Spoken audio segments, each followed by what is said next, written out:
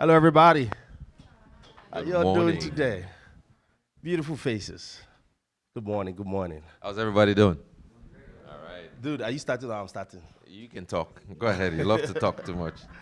Hey, Guys, guys. if you guys notice he talks too much, just do this, okay? So he can stop talking.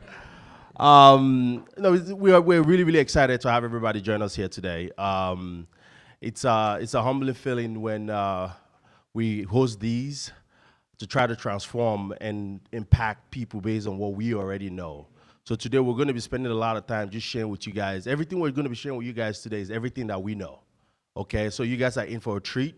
Again, on behalf of our CEO, Dr. Julius Oni, he's going to be, I don't want to spoil it, but anyways, you guys are going to have a surprise here shortly. But me, I'm the CGO. Somebody called me a chief gangster officer. Well, I'm actually the chief growth officer at Exact Capital. I'm one of the founders. And then my other partner here, Leslie Awasom. Let me introduce myself. Just, I can talk for myself. Yeah. Well, anyway, I'm Leslie, and like Tenny said, what you guys are gonna get today is not theory, right? We do not present anything that we read in books. We present things that we've gone through that has worked for us.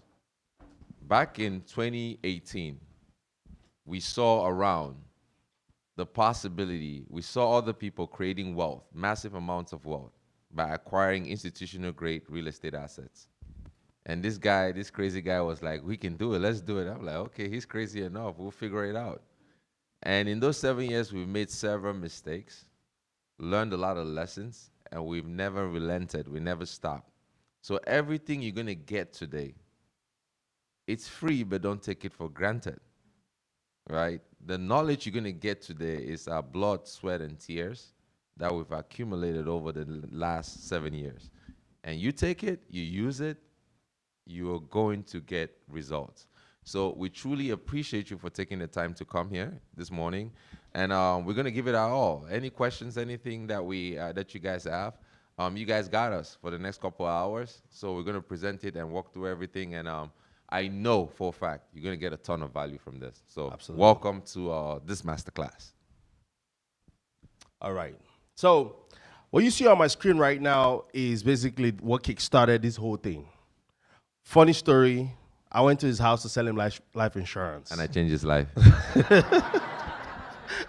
I went to sell him life insurance because I started my entrepreneurial journey with financial services. Went to his house, tried to sell him life insurance, and he's like, "Man, I've been looking for a friend like you all this while." I'm like, "Don't worry, I'll be your friend." Anyways, to cut long story short, man, we started meeting and playing the cash flow board game. Anybody familiar with that game? The cash flow board game.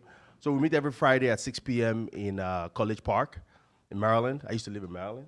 I would play the cash flow board game, and then we decided to go into business together to do real estate. One day I was driving home from a long day. I just got an email, one of these ads about how to invest in real estate. I was like, man, this sounds interesting. Because both of us, the reason why we became friends was because we were studying a lot. We were reading a lot of books, personal development, and all of that good stuff. So whenever I see any resources, I'm buying it and I'm sharing it with him. When he sees the resources, he shares it with me, right? So one fateful day, I came across Grant Cardone Trading Technology. Say, hey, this is how you buy real estate. I'm like, this sounds interesting. I paid for it, $97. Is it 79 or 90? $97. 97, yeah. $97.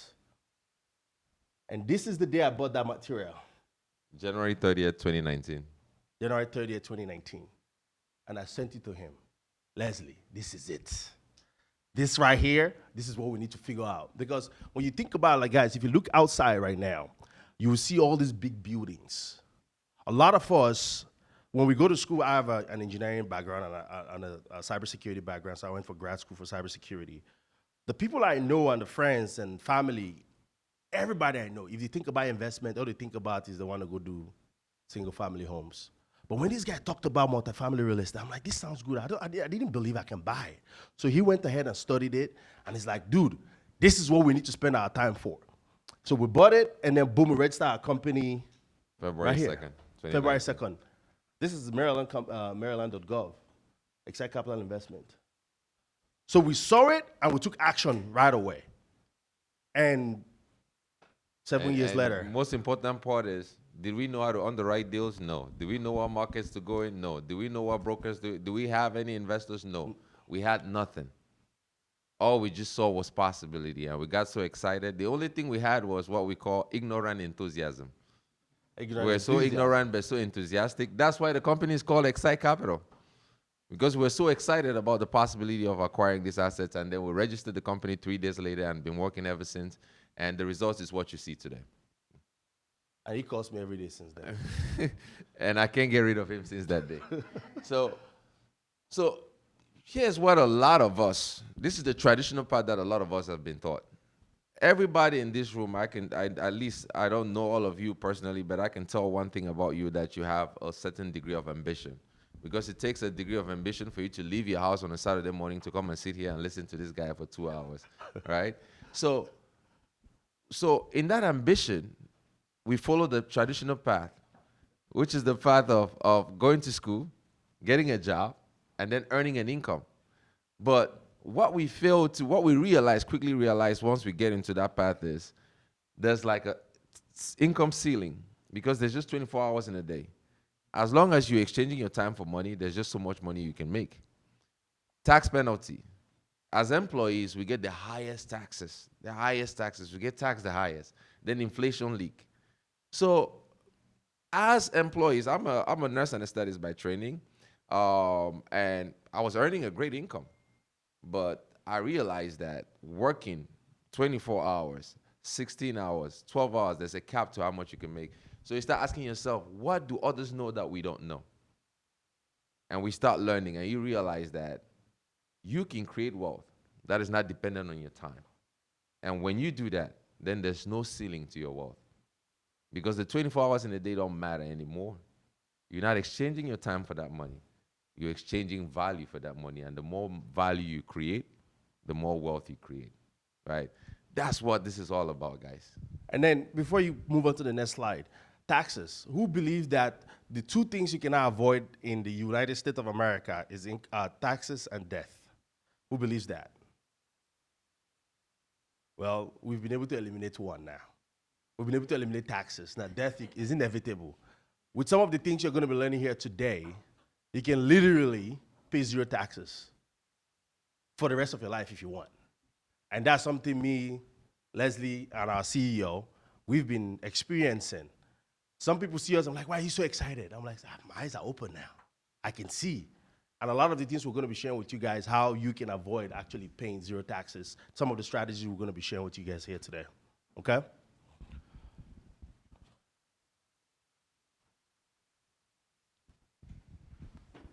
All right.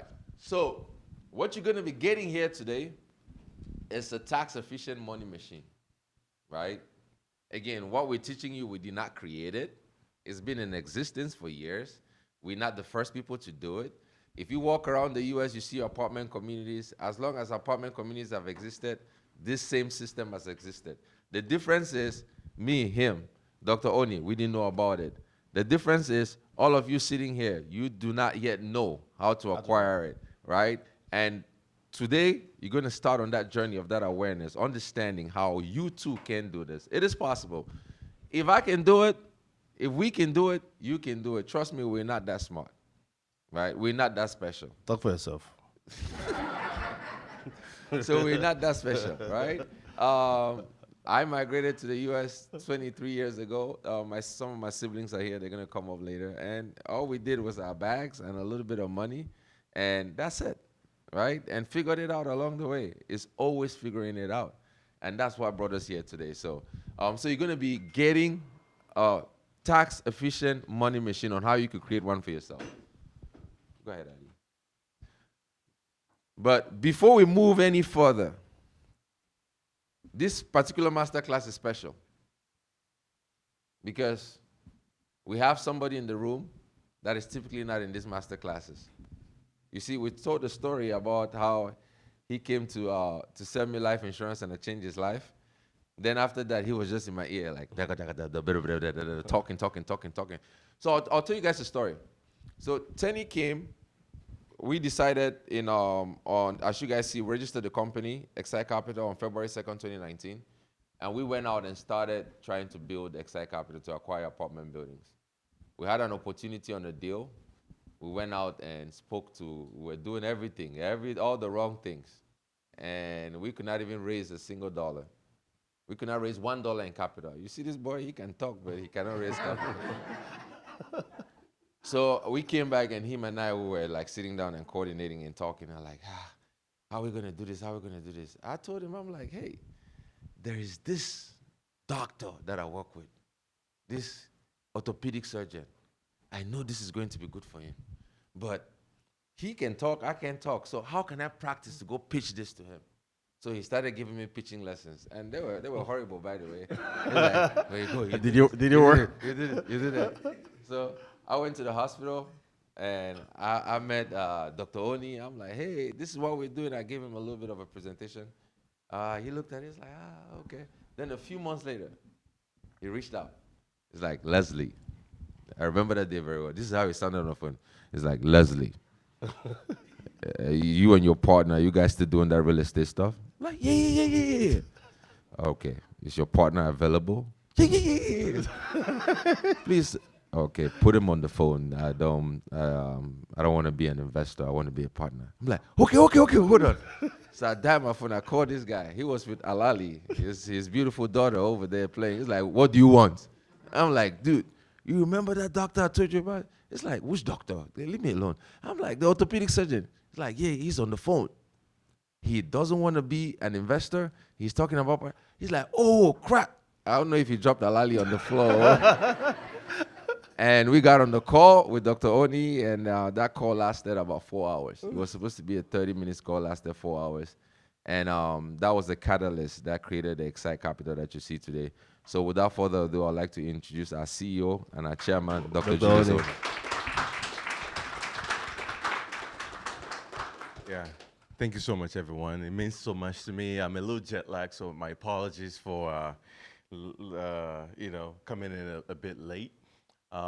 This guy's giving me a little too much credit.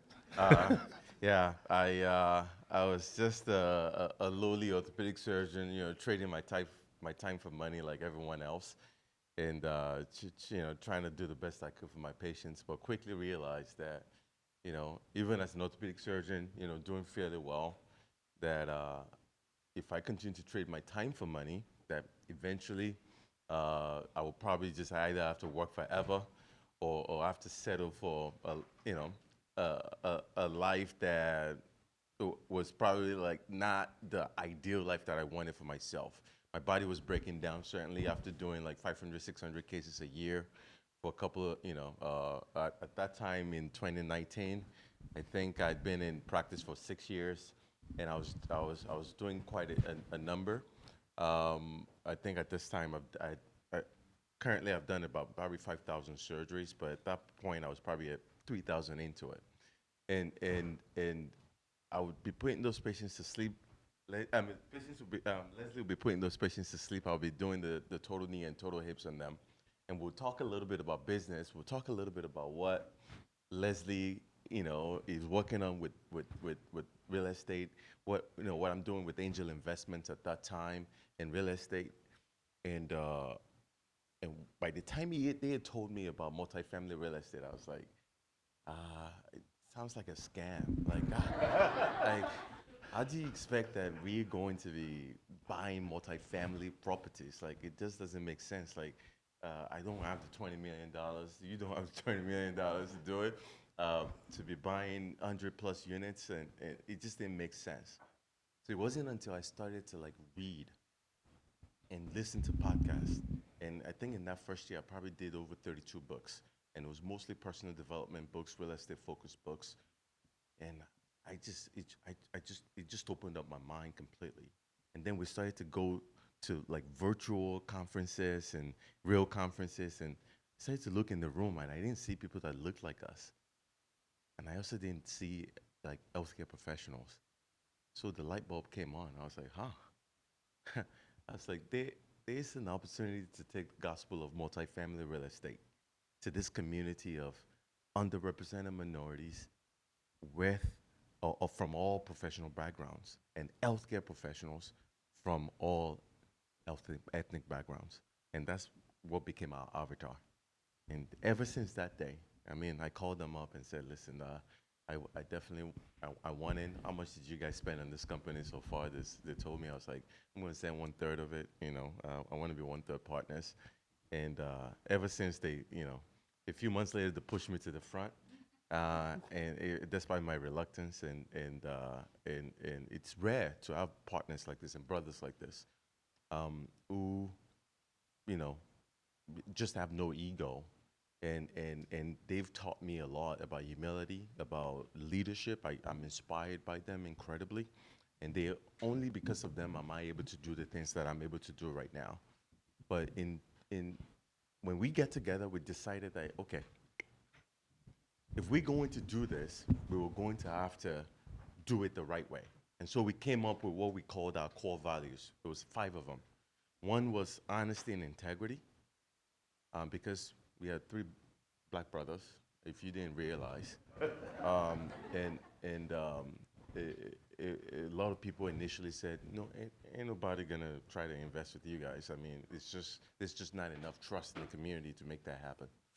Um, and we said, you know what? We're going to practice radical transparencies. Even when things don't go right, we're still going to go out there and share every single day with our community about exactly what's happening without compromising. That's one. Second was growth and abundance mindset. And that's why a lot of you are in this room today. Because we decided to not keep what we learned. Because when we started to pay for mentorship, guys, remind me, a lot of the mentors we would pay for would actually just give us just enough to kind of make it relatively worth it, but then pull back on the core things that could really catapult us forward. And we were like, why is this? We would ask our mentors to introduce us to brokers. The mentors would be like, no, that's my broker. Go figure it out yourself. I mean, and small things like that. She introduces to this person, they'll be like, nah, you didn't pay for that. You paid to hear me talk about it enough to have me show you. So we were like, we wanted to practice a growth and abundance mindset where this we believe that there's more than enough out here for all of us to survive and to do well and to thrive, that we don't have to like hide anything from anyone, and that we want to create as many excite capitals as possible, so that when it's time to go after that $1 billion portfolio, I mean, we were talking big game even back then, uh, uh, that we would have people that could join hands and hand in hand with us to like go achieve uncommon things. And that's essentially what we've done over the last 7 years. 3 was uh, tenacity and persistence mindset. And no one embodies that than tenacious Tenny. I mean, I'll just give you a little anecdote about Tenny. Tenny is not someone who doesn't take no for an answer. For a lot of you in the room, you will attest to that, right? And he definitely can talk your head off, but in the process, you may start thinking, this guy is just annoying me. But within 2 hours, you're gonna be his best friend. Yeah, and that's essentially who Tenny is. Tenny literally and his family sacrificed the greatest for Excite Capital in those early days. They moved and became boots on ground for us in the southeastern market. Because Tenny was like, how can we say we want to buy things in North Carolina, South Carolina, Georgia, and we are like in DC trying to do that from there? It's like, you know what? I'm going to go ahead and be the tip of the spear, and like start pounding the pavement. And that's exactly what they did. Our first deal that we became lead sponsors on, you know what happened? Tenny drove 3 hours to see a broker for a 15-minute meeting. The broker was shook.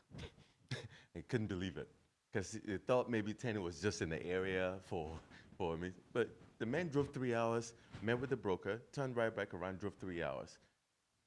The guy just called and was like, this is unbelievable. You must be really serious. We're going to give you this one shot. If you mess it up, that's it. Forget about it. That deal became the View at St. Andrews. We bought it for $12.5 million, sold it for $17.8. $5.3 million profit translated to about 30% average annual returns for our investors. And that helped us take off. But that is a tenacious mindset. It's like a tenacity mindset. We know that people are gonna say no to us. I mean, how many times did we like lose banking relationship because they couldn't believe that a Tenny with his Nigerian accent walks in and it's like, I want to transfer 2 million. They're like, oh, They're like, block, investigation started block. immediately. I mean, we've had banks shut down our accounts and send us checks saying we just don't understand how you guys are able to raise this amount of capital. But those were the growing pains, and we knew that we were gonna hear a lot of no's. I mean, this did we lose last minute because people didn't know who we were, and then we got on those buyers calls. They like looked at us like, what? Like maybe Julius sounded like a name that was a little foreign before, and now they're looking at Julius like this definitely looks like a Kunle or something like that, but or Latif. But anyways, we lost a lot of opportunities in those early days when we were unproven entities. But we decided not to say we are not going to take no for an answer. If we cannot go over the problem, we're going to tunnel under it. If we cannot go tunnel under, we're going to go by the sides of it. If we cannot do all of those things, we're going to go through it. But the obstacle is the way. So, and that is the way we've taken no for an answer. We've decided that we're going to go into our community and educate as many people as are willing to listen to us so that we can do uncommon things together. The fourth core value was humility. We knew we knew deep down in ourselves that if we put our heads together, we were going to do incredible things together. And those incredible things are like what you see today: 276 million asset under management, 100 million of acquisitions in the last 12 months alone. That was 46 million raised only in the last 12 months. I mean, that is uncommon. And if you told us in those days that we sat and wrote down these core values in that cockroach infested hotel room, that this was going to happen, I would tell you that you were smoking crack. But in the depths of our souls, this guy's convinced me to be completely like unreasonable, undelusional, and we just believed in our hearts of hearts that this was going to happen. That was so. But we knew that as we grew, it was going to be important to feel grounded and to feel like, that, and not to let the success get to our heads, because we start, like they say, you started for the bottom, now you say you're here, but you don't want to start thinking with that. You want to think with an elevated mindset, but you always want to remember where you came from. So, and that even try to remind ourselves now. If sometimes you're starting to bask in the success, and we usually ask ourselves, are we sure we're still remaining humble? And I think we're always checking with each other.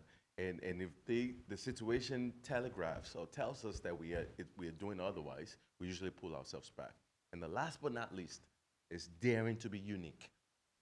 That's our last core value. And that core value just means that we are now saying that if we continue to do things the same way that everyone else does it, we're going to get the same outcomes everyone else is getting. And so it's important to us to do things differently. And one of the ways we did things differently was starting to go to our avatars where they were.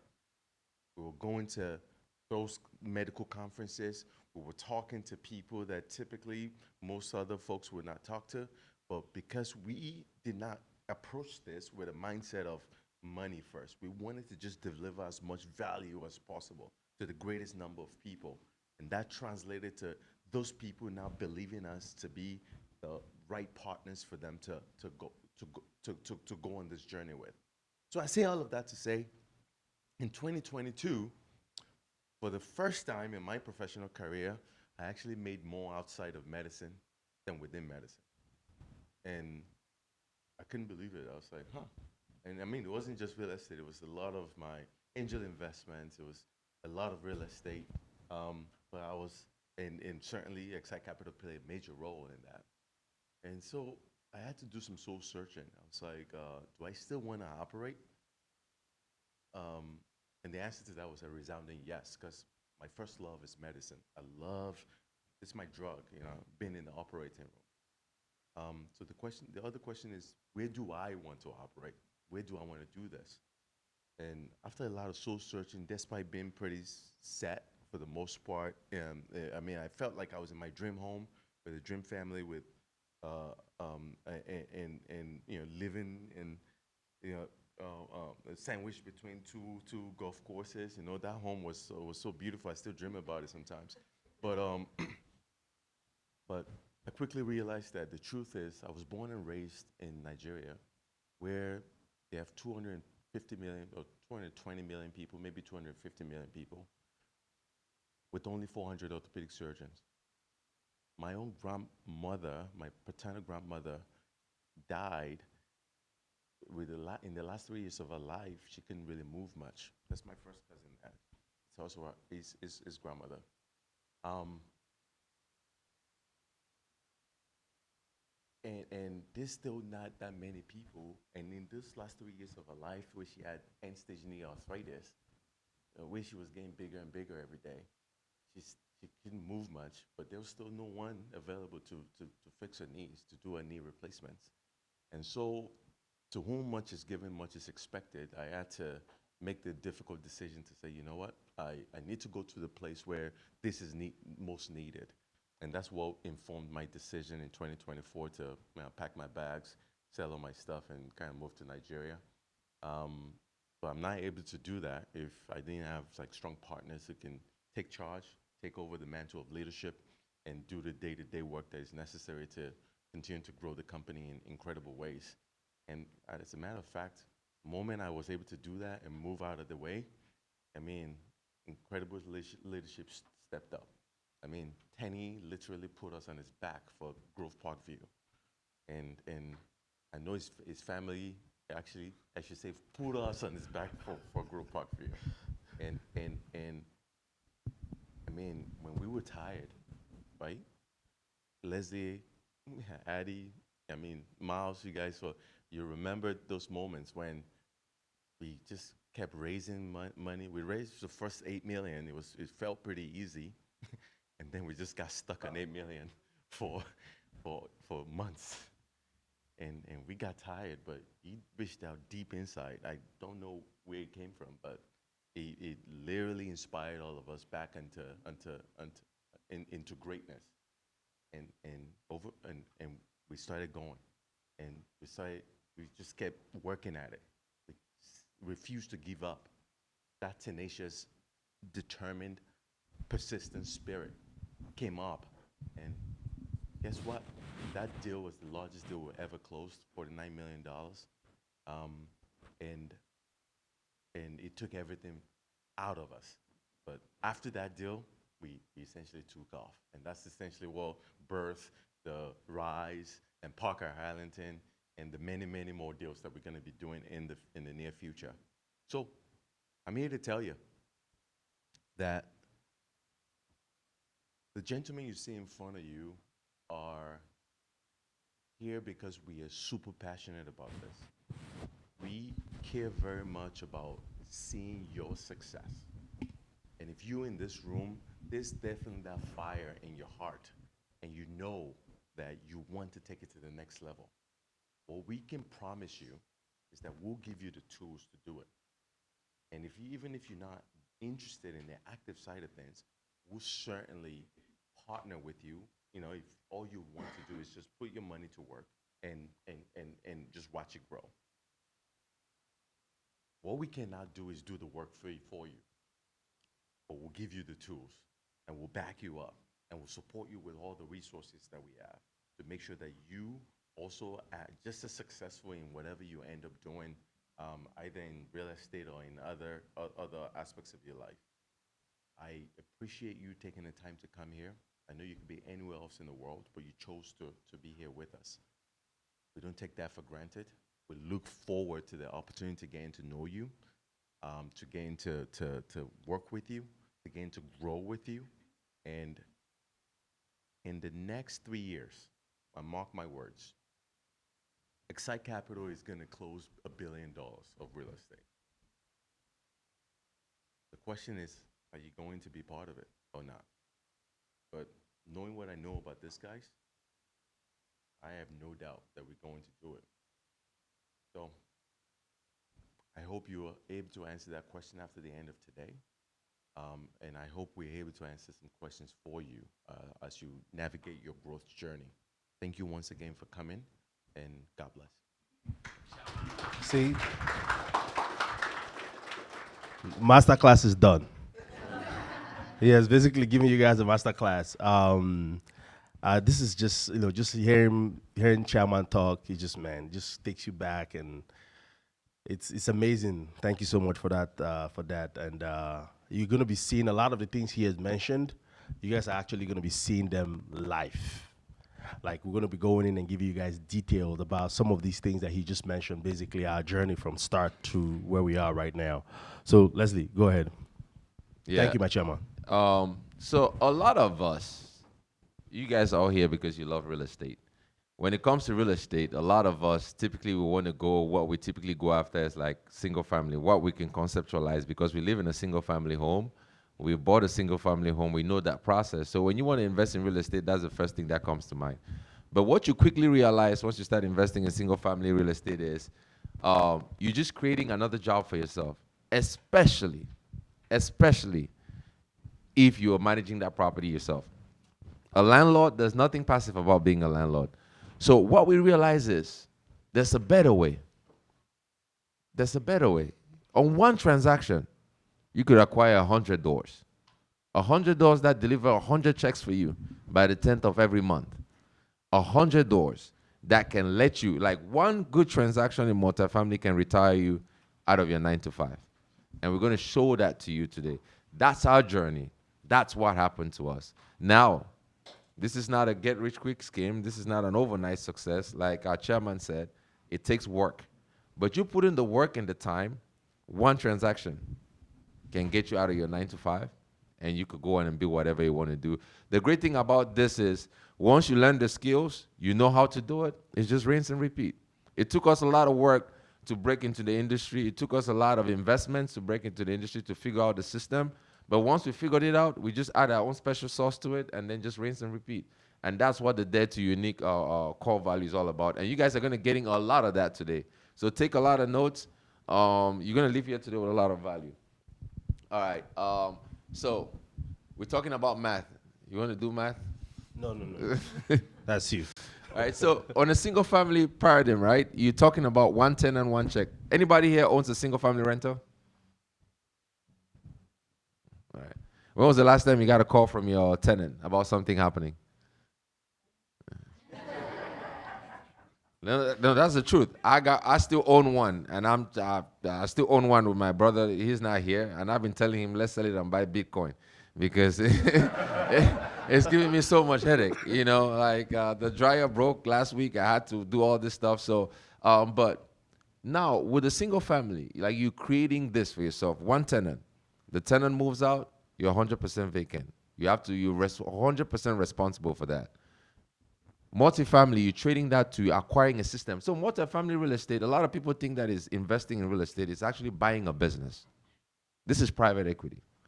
A multifamily property is a business. When you buy a business, you're acquiring systems, like 100 roofs, right? And it's engineered for massive appreciation because how our business is valued, we're going to go into that. All right, so this is what I learned from that tape that Tenny sent to me that made me go back and listen to it about 10 times. You're welcome. Thank you. Because I'm a logical person, right? I like to think about things from a logical perspective. I'm an anesthesia provider. In anesthesia, we are trained to figure out everything that may go wrong so that when you have that patient on the table, nothing goes wrong. Or if something starts going wrong, you know how to figure it out. So that's the way I was thinking about real estate and investing when I went into it. So I want to figure out everything else. When I understood this math, I was like, oh my God, we've been sleeping under a rock. How come they didn't teach us this in school? I told you guys, a multifamily property, the value is based on the income, right? So when you acquire a property, can somebody in here, just quickly, can somebody in here name one city in America where over the last 10 years, if you look at data from 2016 to 2026, rents have gone down? I want somebody to name one city in America where rents have gone down since 2016. I'll give you $50. Savannah? 2016, what was the average rent? 2016 to 2026. What was the rent in 2026? In 2016, and what was the rent in 2026? No.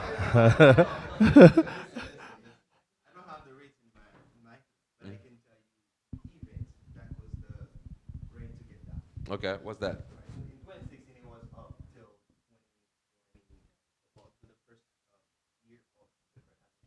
Mm-hmm.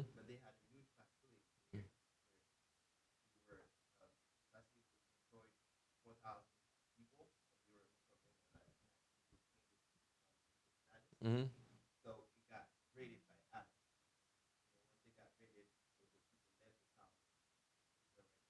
Okay. All right. That's a true story actually. Claude, what was the rent? What was the rent in Savannah in 2016? In 2016. And what is it today?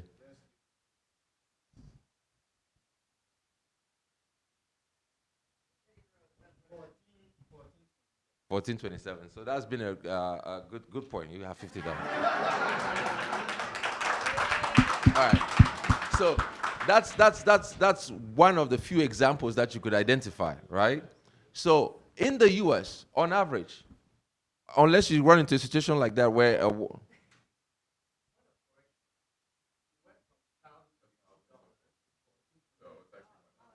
let me get my money back.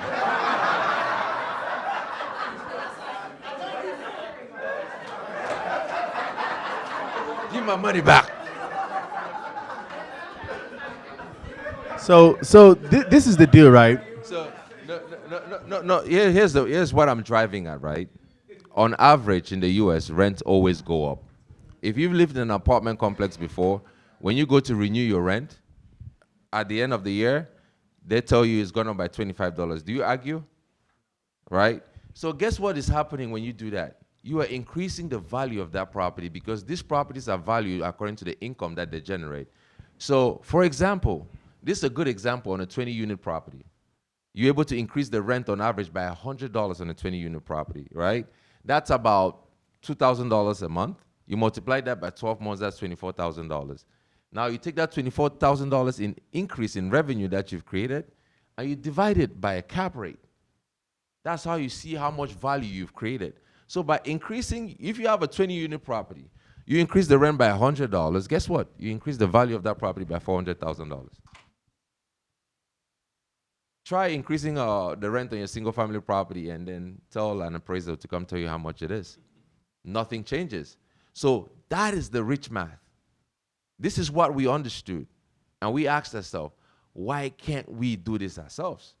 Because when you're buying a multifamily property, a 20 unit, a 50 unit, a 100 unit, a 200 unit, you're buying a business that caters to a core human need that your customers know they have to pay you before the 10th of the month. They understand that at the end of the year, their rents will go up, right? And they sign a contract to be your customers for 12 months. So you're buying a business that people are always going to need because people always need a place to stay. And I don't see AI disrupting that anytime soon. All right. So these are assets that we have currently, 1,422 doors. And what we're going to be sharing with you guys today is how we identify these assets, how we go through the process of evaluating it, and how we're able to raise the capital for it. Because a lot of people here, as you just hear now, 20 units, how much is that, $1 million? How am I going to raise $300,000 or $400,000 to buy it? We're going to be sharing with you guys exactly some of the things that we've learned. Like Dr. Oni had mentioned, we've learned a lot of stuff in the process. And what we're looking to do now is how can we help you navigate some of those things that we've learned in this process. And those are some of the things you're going to learn of how we've been able to acquire all these assets. And we did not do it by ourselves. Okay? So in the process of daring to be unique and figuring stuff out on our own, we create a proprietary system that is actually trademarked. It's called the asset system, right? So it's different stages, right? Where it starts with you structuring, creating a business plan, syndicating, that's raising capital from investors. You see him and I, We don't have $10 million. We don't have $20 million. We don't have any rich uncles or any rich aunties. So we figure out how to generate capital, raise capital to be able to acquire these deals. You guys are going to be learning exactly what we've been able to do and get success with. So you don't have to go back and recreate the system. And then stage 3, you execute, and then stage 4, you transform, right? So you start by identifying the right property, raising capital for it, execute on your business plan, transform it, create that appreciation like I demonstrated in the formula, and you're able to sell that business for a much higher valuation. So before we begin, let's do a quick poll. Number 1, who here is researching their first investment? Okay, we have 2 people. Oh, Alali is researching her first investment too. I love it. Who owns 1 to 4 single-family properties? We have some real estate investors here. And anybody owns 5+ single-family properties? Multiple single-family homes? Anybody owns a multifamily property, small multifamily? How many units?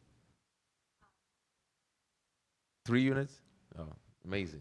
So multifamily properties is 2 units or more. And then when it becomes commercial is when you hit 5 units or more. So that's what we mean by, large multifamily properties.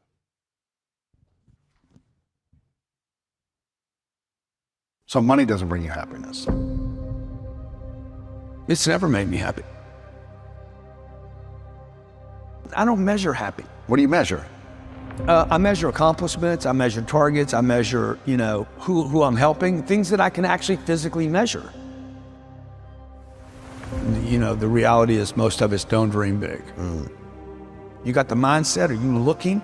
Are you paying attention? You can do it, bro. You got to give something up. It's not you have to add something, you always have to give something up. Really? I've never been able to go from here to there and not give up something. They got me here. If you're gonna go from 0 to a millionaire, when you get to a millionaire, if you wanna go to the next level, you wanna go to 10 million, you will have to give up the millionaire life. That's why I said I gotta hold myself accountable to the goal. If I'm gonna have to keep reselling myself on this goal. People wanna create wealth for themselves, it's not just money, it's people. Not how much money I have. I mean, we all know about the wealthy person that has no friends. He's on a yacht by himself. And that's not wealth, right? It's just a bunch of money and material collections. To me, there's no way to create real wealth by just going inside. You gotta go, I gotta add people. How do you get people to know who you are? I say almost yes to almost everything. Why do you say yes to everything? Because it connects me to another person. I need people to get to know who I am. I'm going to become somebody. I love it. Who's ready to become somebody in the room? All right. That's good. So one of the things about that video that's very inspiring is like you ask yourself, who do I want to be? We talked about you create that goal and then you go through the process of raising capital and executing and then you build wealth. One of the questions we would dare every single one of you to ask yourself today is, who do I want to be? And what do I want out of this journey called building wealth?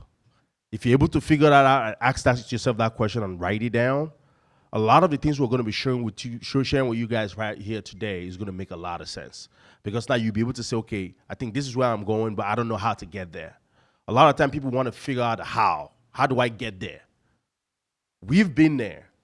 As long as you're looking to do or acquire deals below $276 million worth of assets, we can help you. If you say you want to buy $500 million assets right now, we cannot help you because we've never done it.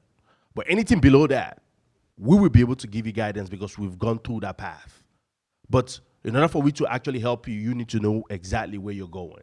You need to say, okay, this is where I want to get to. And hopefully today, by the time we leave here, a lot of you will be able to write it down and say, okay, this is where we're going. And then we can now figure out, okay, what tools can we give to you guys to actually help you get there? And Leslie's going to talk about the market cycle. All right, so let's go into some details now. All right, now here's where the real fun begins. So has anybody familiar with this graph? So who's that? Who's familiar with this? Okay, mouse. Yes. So this graph, like real estate, like anything else goes through cycle, especially commercial real estate. The great thing about multifamily real estate is all data, all numbers based. So you can pretty much know where you are on the market cycle, and then you adjust your business plan according to that. So there are 4 cycles in the multifamily business space, and every market is usually in one of these cycles at any point in time, right? It's not global. So Atlanta might be in phase 1, while Savannah might be in phase 4, right? So phase 1 is the recovery phase. So recovery phase is when the market is going through a recovery. There's decreased amount of vacancy, right? Demand is starting to increase. There's no new construction because at the fundamentals of every business is demand and supply. So when there's starting to be more demand and not enough supply, that market is going to a recovery phase. So then the phase 2 is the expansion phase. This is when demand has exceeded supply, and now there's a lot more growth in like the demand, so the rents start going up. You start seeing rents increasing in markets at a rapid rate when markets are in the expansion phase. Now, this is the perfect time when you have a property to sell. And then hyper supply. So when this happens now, there's so much demand, not enough supply. Then the county says, hey, there are a lot of people moving here. We don't have enough supply. Let's build more. So they start giving a lot of permits. Then you see increased construction, right? Then it goes now to the hyper supply phase. And then after that, you go back to recession, because now when you have too many units, not enough demand, it's like, oh my God, there's not enough demand for rentals, so people start giving concessions. That's when you start driving around markets, you see 6 months free, 3 months free, 4 months free, where if you live in an apartment, you could move from this apartment to that next one and you're able to save a lot of money, where markets are going through a recession phase. Now, the reason I show you guys this graph is because where we sit at right now in the US is one of the greatest opportunities in this business that we've ever been in. We've been in this business, studying this business since 2019. Most markets in the US are either in the recovery or in the recession phase. This down here is when you buy. Here is where you sell. So we are seeing assets. Like, I was talking to one of our mentees last night, where a broker tried to give us a 100-unit deal that we're passing over to him. And that same deal would have sold 2 years ago for $230,000 per unit. That's $23 million. But they're selling it today for $15 million. And the only reason is because the market is right here. You see, the Atlanta market went through that. There was a lot of supply. Anybody lives in Atlanta? You saw a lot of buildings going up, a lot of apartment complexes going up, right? Now you're not seeing as many new construction happening. And a lot of these apartment buildings are getting filled right now. So Atlanta, for example, that's why we started buying aggressively in Atlanta, and we keep buying aggressively in Atlanta. Atlanta has exited the recession phase and is right here, right now. So buy. And guess what? When demand increases, rents start going up, you exit. Why? Because the value of your property is based on the income. So at that point, the income your property is generating would have increased. And a single dollar increase in income increases the value of your property by $20. That's a 20x multiple. This, guys, is powerful stuff. If you do not gain anything from this class today, understand where we are. If there's ever been a good time to start, it's now.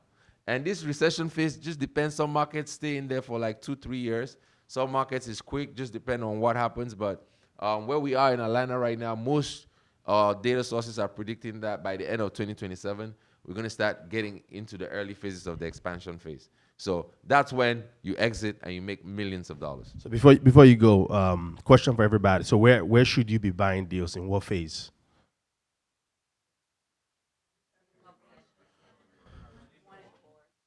One of 4. Beautiful. And when do you sell? If you do not sell here, you're in trouble. You hold it. All right. Beautiful. Next, please. All right. Who here wants deals? Who wants to know how to find deals? So who believe this saying, find the deal and then the money will come. Anybody believe that? Or find the money, the deal will come. Anyways, that's a myth, right? It's But not guess a, it's what? not a myth, it's a scam. It is. We fell in that trap because that's how we were like, oh goodness, we had to practice to go talk to Dr. Oni because we found a great deal and The money did not the money come. did not come.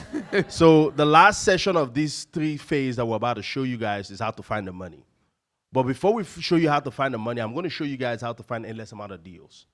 Literally today, Dr. Oni had mentioned that we were asking our mentor to show us where to find deals or introduce us to the brokers, and they refused. Guys, what I'm about to show you today is free.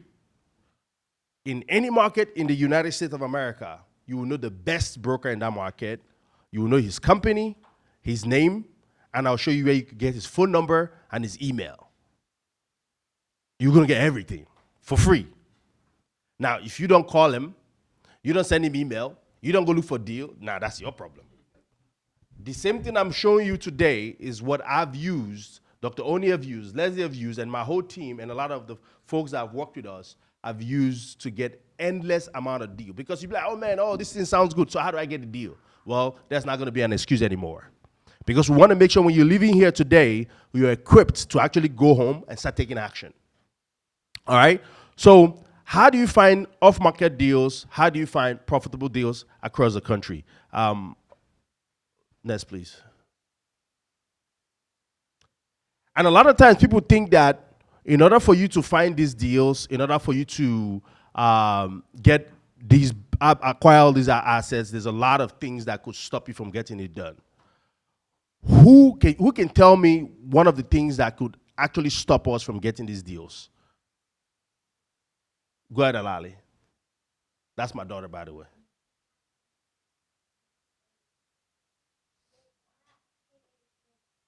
I've been able to raise the capital. Thank you, Lali. Anybody else? What do you think will stop you from getting a deal? Overthinking, fear. Anybody else? Relationship. Anybody else? Nah. Can you give me the next slide? It's not what you think. It's actually your mind. Is you believe that you can buy these assets. Like Dr. Oni just mentioned, I drove 3 hours to 3 hours back to meet the broker. I'll show you exactly how I met him, his name, I'll show you everything here in a second. It's because I believe that we have what it takes to buy the deal. And I went to him with that conviction. I was like, listen, if you give me a shot, I'm not going to let you down. A lot of us limit ourselves. Like if you look outside right now, you see all these big buildings, somebody owns them. Well, do you know what we discovered? The people that owns it, they did not own it by themselves. They all came together and they put resources to get it done. A lot of us want to go in this journey by ourselves. They say if you want to go fast, go by yourself. If you want to go far, look for a group of people and go. That's why we came up with our third core value, like Dr. Oni mentioned.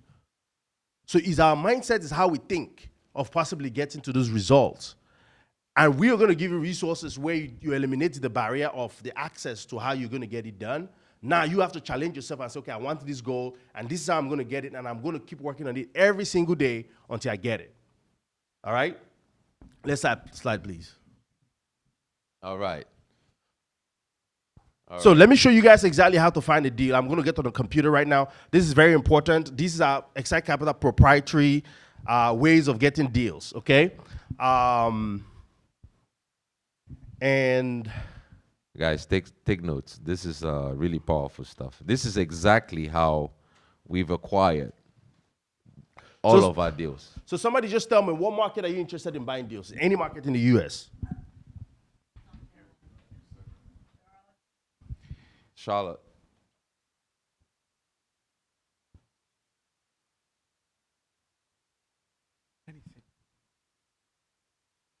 So, guys, every year across the country, CoStar looks at all the major metro and says, man, who are the guys that are doing the most transaction per volume in terms of dollar? And they give them an award. So remember I talked about the mindset, right? Some of you might be like, oh, I want to buy a 20-unit property. What business do I have talking to somebody that's doing $1 billion transaction in that? In our case, we flipped it around. We're like, well, if we want to buy a deal in that market, I'd rather talk to the top guy than talk to the small guy. Because if I talk to the big guy, he'll be like, Teddy, I cannot help you. But guess what? I can introduce you to someone in my company that can help you. And because he's doing that introduction, they take me seriously. Because the big dog is actually doing the introduction. So guess what? So Costa in each of these cities, they recognize this top broker. What market did anybody say they want me to take? Atlanta or which one? Charlotte? Okay, I'll do Charlotte and I'll do Houston and then one other market I'll give you guys three. Okay? And by the way we came up with this system is like we went to we had hired a mentor, and they gave us a script on how to call brokers, right? And we took that script and we were calling brokers, and they were hanging up on us. It's like they're hanging up on us, and we were wondering why. So what we realized is that same group was going around the country and teaching people and giving them the same script. So you can imagine after an event, everybody's calling the same broker and giving them that same script. This is like, oh, these guys are not serious. So we had to figure out now, reverse engineer, figure out a different way to get that success. Like Dr. Oni said, if we cannot go through you, we'll go above or we'll go under. And this system that Tenny is teaching, Tenny is a master at this. Like master. So this system that he's teaching you, he figured it out and came up with it. And you use it and it's been replicated. We've given it to others, they've replicated it and we've gotten success. So I'll let you carry on. So as you can see, that's Charlotte, North Carolina. Thanks, Liz. And you have all the way to 2018 of name. I'm going to show you guys again. Name and company, phone number, everything. You'll be able to say for Charlotte, North Carolina, the folks for 2025 that did the most transaction in all commercial real estate. You'll be able to see their name right here. So if I click apply, CoStar right now is going to pull up this information. Right? So for industrial, I don't have no business with industrial, so I don't worry about these guys. None of my business. But let's go to top sales brokers. These guys right here did the most transaction in Charlotte in 2025. These are the guys that got the award. For example, if I want to buy a deal right now, guess what I'll do? I'll take this guy's name. I'm like, oh, David, you were one of the top broker. I'm going to take his name. Actually, you can actually do it from here. You just do search with Google. That's him right there. His company, his name, you'll be able to get everything right now. Except all, that's his contact information. Let me show you the guys out. The guy I went and drove 3 hours back and forth. Let me show you the guy. So I came on, when I figured this out, I'm like, oh my goodness. I can actually get this stuff done, reaching out to these guys. And of course, we've not done any deal. We didn't have it. But sometimes you have that mindset, like, I've not done any deal before. Why would I go talk to these guys? But all you can do is to give it a shot. And they have all this market in the United States. You talk to 10, one might pick up the call. That's all you need. One shot. And he was like, Tenny, come to Charleston. I'm going to show you guys the text messages and everything. Come to Charleston and let's meet, right? So let's go back here. Again, we can experiment. We'll talk about this is Charlotte. We're going to go to Houston. You can go to Houston as well. The same thing, you apply. I'll pull up Dallas right now. I actually went to Dallas about a week ago. I'll show you the brokers I went to meet as well. So this is top leasing office. Again, all of this is commercial. So top sales brokers for Houston, these are the guys right here. And the firms are underneath. You see JLL, Cushman, Bacadia. These are the guys that run these markets. And all you got to do, just take the name, put it on Google. It should show you their phone number and their email. All you got to do, reach out to them. Now I'm going to show you guys another way to reach out to them as well. I don't know if we have enough time for it. No, go ahead. Yeah. But these are the guys. So let me show you the guys that gave me all our deals. I'll show you the guys, all our deals that we've done. I'm about to show you the guys that give it to us. So let's go to, that was Charleston. I think he was Charlotte. He was Charlotte, yeah. He was Charlotte in 2019. Apply.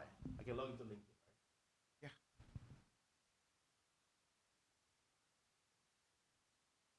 Guys, we're not gatekeeping. When we say we're not gatekeeping, we're not. This guy right here gave me my first deal. Let me show you exactly what I did. I saw him. I'm like, huh, cool. I'm going to reach out to this guy. Go on LinkedIn. Yeah, let's log into my LinkedIn. You should have it saved. Chama, sorry.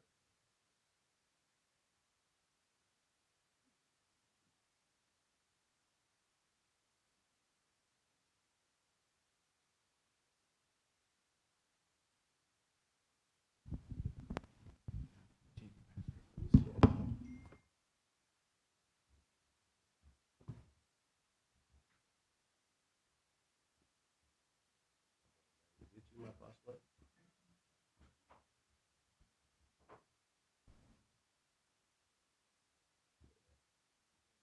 Somebody change my password.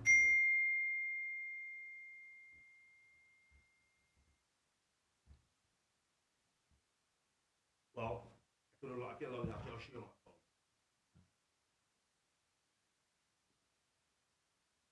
All right. So I'm going to just show you guys on my phone because I couldn't log in here, okay? So I'm going to go to messages. And I'll type his name. The guy's name is Ty Cohen, right? Ty Cohen right here. And these are our messages. This is my first message to him. I say, hi, Ty. Thanks for connecting. So you're one of the top power brokers for 2019. Thought I'd extend a warm congratulations on your hard-earned success. It's well-deserved. And regards, Tenny. This was July 21st, 2020. Thanks, Tenny. There's something called the two-way handshake. You send a friend request, they accept. Once they accept, they say, hey, they want to say hi back to you. That's what he did. And then I sent another message to introduce myself. He reached right back. Now he's saying, Tenny, I want to talk to you. He just opened up the door. You think this is? He's not the only guy I sent a friend request. I sent it to everybody. But I just needed one person. So I reached out to him again. Reached out to him, no response. And he said, hi, Tenny. Happy to get together, but I live in Charleston. Give me a ring if you're in town. So this is the cell phone number right here. I had a cell phone number, I texted him. I was like, yeah, I'm going to be coming. And that's what Dr. Oni had mentioned. He thought I was in town in Charleston. Not knowing that I live in Charlotte. So I woke up to him in the morning, drove down there to meet him. That's how we got our second deal. So one key thing to notice is that there was no script. It was just reaching out to somebody and saying congratulations, right? Which is like giving somebody value, recognizing them. Because to be a top sales broker, it takes a lot of work. It takes a lot of sacrifice to do that.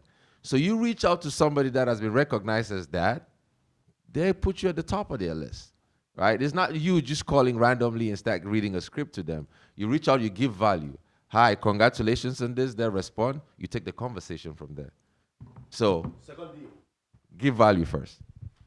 This is them. So you got third deal. No, because what I'm showing you guys, like, I'm showing you guys a name. You can call, copy on that, put it in chat. Get his phone number. Do you know this guy? His name is Tenny. You can literally, I'm showing you guys the guys that give us our deals, right? This is the second deal. Third deal. That's Baltimore.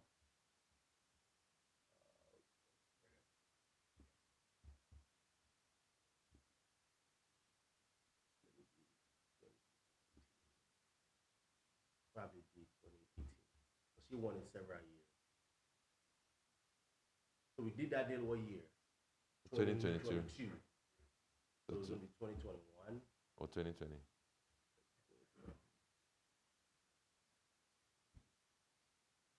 Load.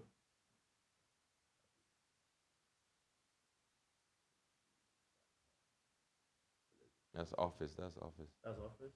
Go down. Sales. All right. Right there. Martha Hastings. You guys want to see the photo on the fifth one? So, what I just showed you guys is the holy grail of finding endless amount of deals. As you can see, you can choose any market across the country. Any of the market you want to buy a deal in.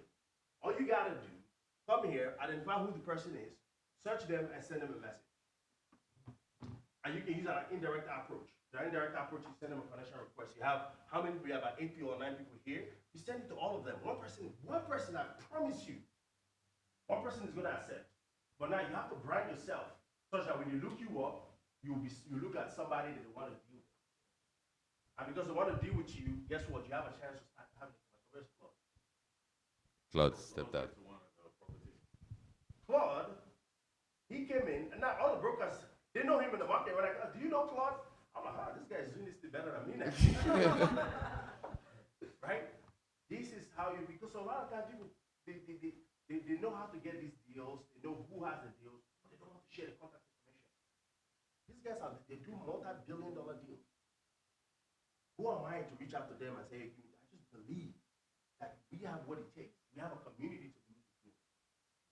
And every single one of you, just like we did, have that same community, have that same track record that you can use. You don't have to be a multi-billionaire to reach out to them. Guess what? And I'm going to show you guys a big tip here. These guys are considered a sales broker. Have you guys bought a car from a car dealership before? When you walk into the car dealership, what happens? They want to sell you something, right? They want to sell you a car. These guys, their job is to sell property. So if you're able to present yourself as a reputable buyer, guess what? They want to sell it to you too. And we're going to be sharing with you guys, again, how to position yourself such that when you reach out to them, you'll be able to say, okay, I'm going to give you a shot. Might not happen at once, but with time, you'll be able to get it. So why this is very important is because in multifamily space, if you're interested in real estate, you listen to stuff online, you come across stuff, or direct to owner, create letters, do all this other stuff, and send letters or to find deals, right? Those things are possible, but the chances of that is like really slow. One of the biggest things you want to learn is leverage. Why recreate? Why do the job for somebody else? This business is a relationships business. Just build a relationship with the person that's the top, and it opens doors for you. Tenny has done this across all of our markets. Now we have all the top brokers in all of our markets that filter down, and then we get endless amount of deals, right? So brokers do the most transactions when it comes to multifamily real estate. If you look at percentages, direct to owner sales, it's less than 1%. So brokers do the most transactions. These are the people that hold the key to the cookie jar. You build a relationship with them, you get good deals. Not just any kind of deals, really good deals. And the relationship we're talking about, you don't have to do anything crazy. Just listen to the property. Tell them, hey, listen, I want to go see your car. You have a car for sale? Okay, I want to come and check it out. Get in the car in the place and go check out the property with them. That's the relationship. And once you check out 1 car, 2 car, 3 car, let's see, you sure you're a buyer? Yes. Now, see, if I'm not serious, why am I here? Show me another one. They keep showing you. Before you know it, they now start seeing you because if they've seen you once, twice, because you know how many people are calling these guys every single day? What I just shared with you guys today is what sets you apart from everybody else. Because a lot of the people they deal with are people that already know them and have establishment. But everybody that is not in this class right now doesn't know that they can get the name of Martha Houston right now in Baltimore and call her and say, Martha, I want a deal in your market. Like, who are you? Don't worry about that. I'll give you details later. Let's continue, please. Right. What's next? So you want to walk them through how to find the markets? Go back to the slide. So now, this is the sequence. So you identify your market. So all of you, Charlotte, Atlanta, these are the markets you're interested in, you want to buy a deal in. The next step is now you establish relationship with the brokers to try to get deals. Now, how do you do that? Okay? DataUSA.io. Let's say now the broker finally sends you a deal.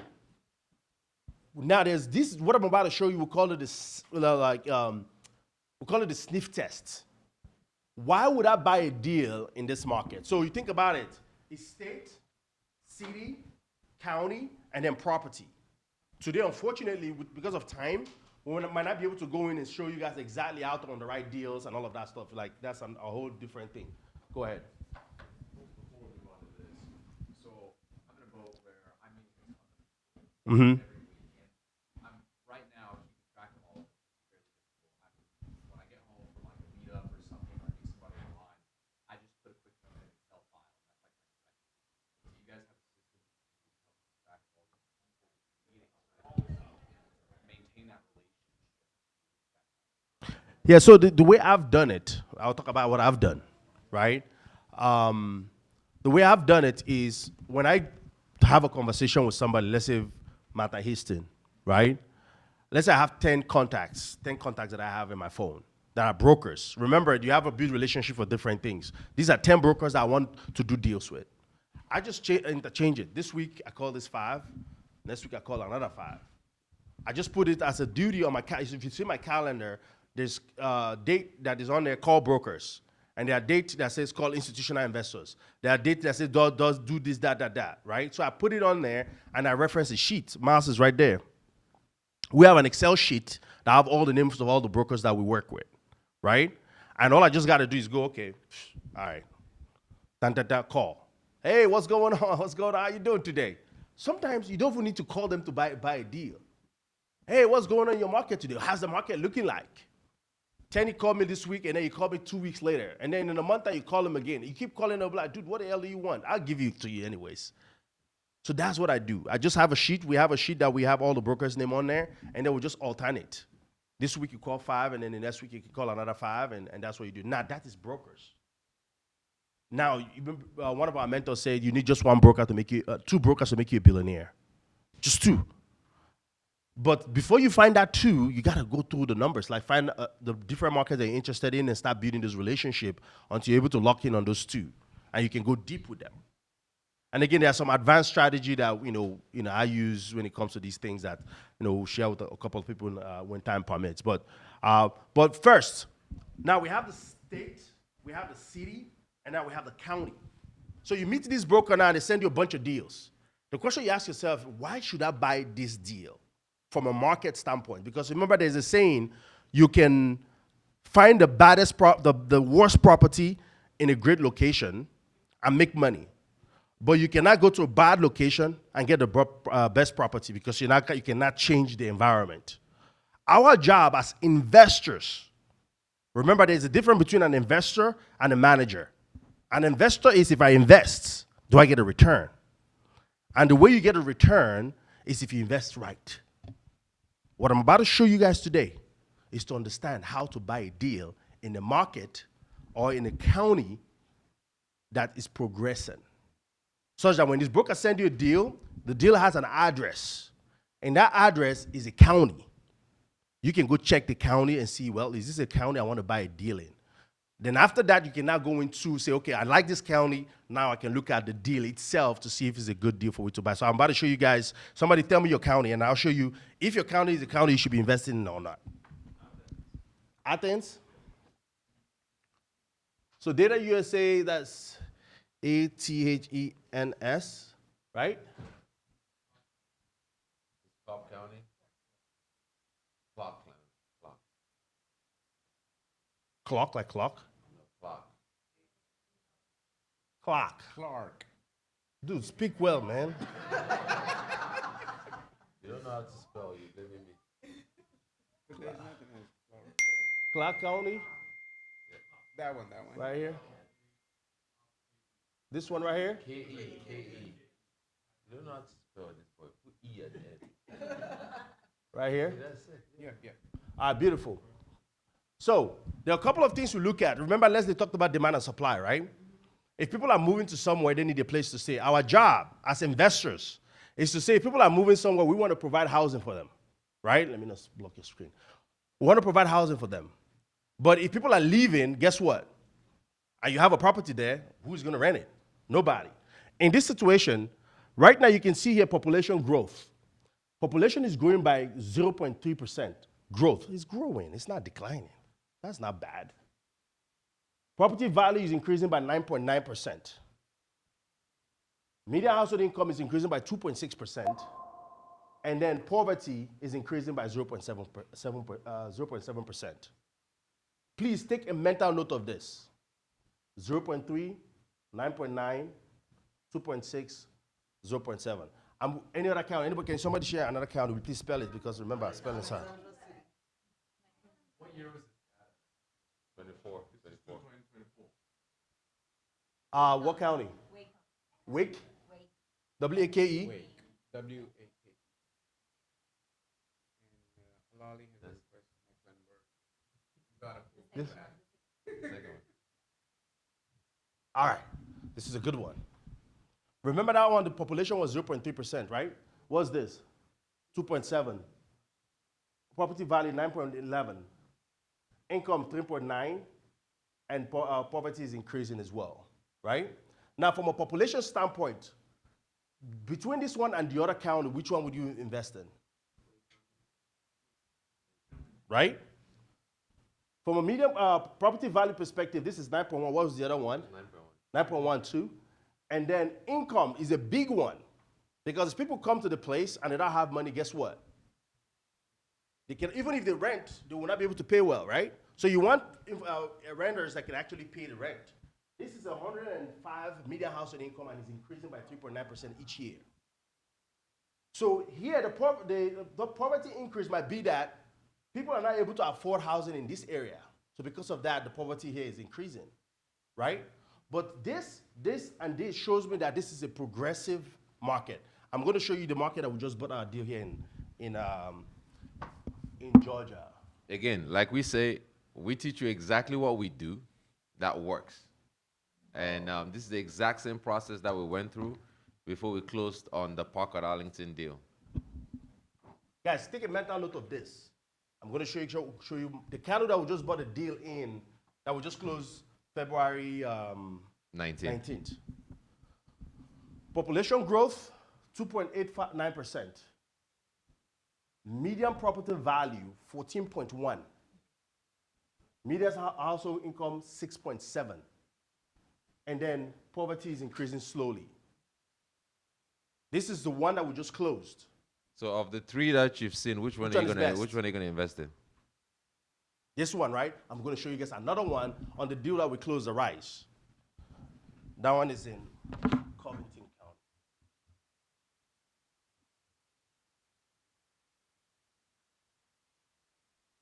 Coving.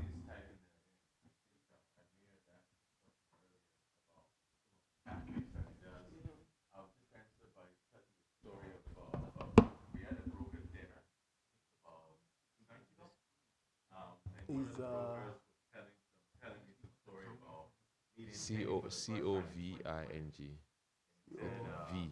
He doesn't know how to spell.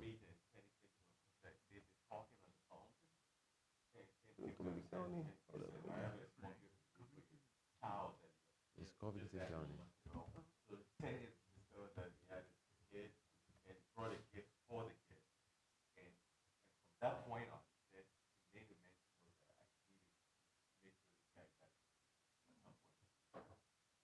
That's Rockdale.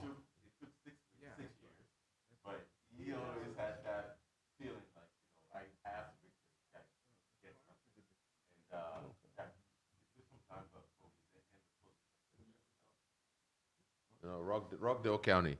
So yeah, so the Rice is in Rockdale County, and I think Park is in another county that's close by. But this is the same process that we go through when we're looking for deals. You look at Newton County. You look at markets that are growing and that people can afford rent in there, because that's how you make money on your investment.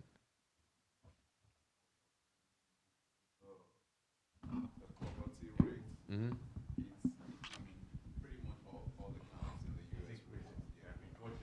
Yeah. So this is 1.5% growth, median household income, 13.6. property value, 13.6%. Income is increasing by 4.6, and then poverty is declining, right? These are markets that we're buying deals in today. Remember, please do not forget this. State, city, county, and now the asset itself. You have to now evaluate if this is going to be a good business for you to buy. Because Leslie had mentioned it again and again and again, we're not just buying properties. Remember, we are investors.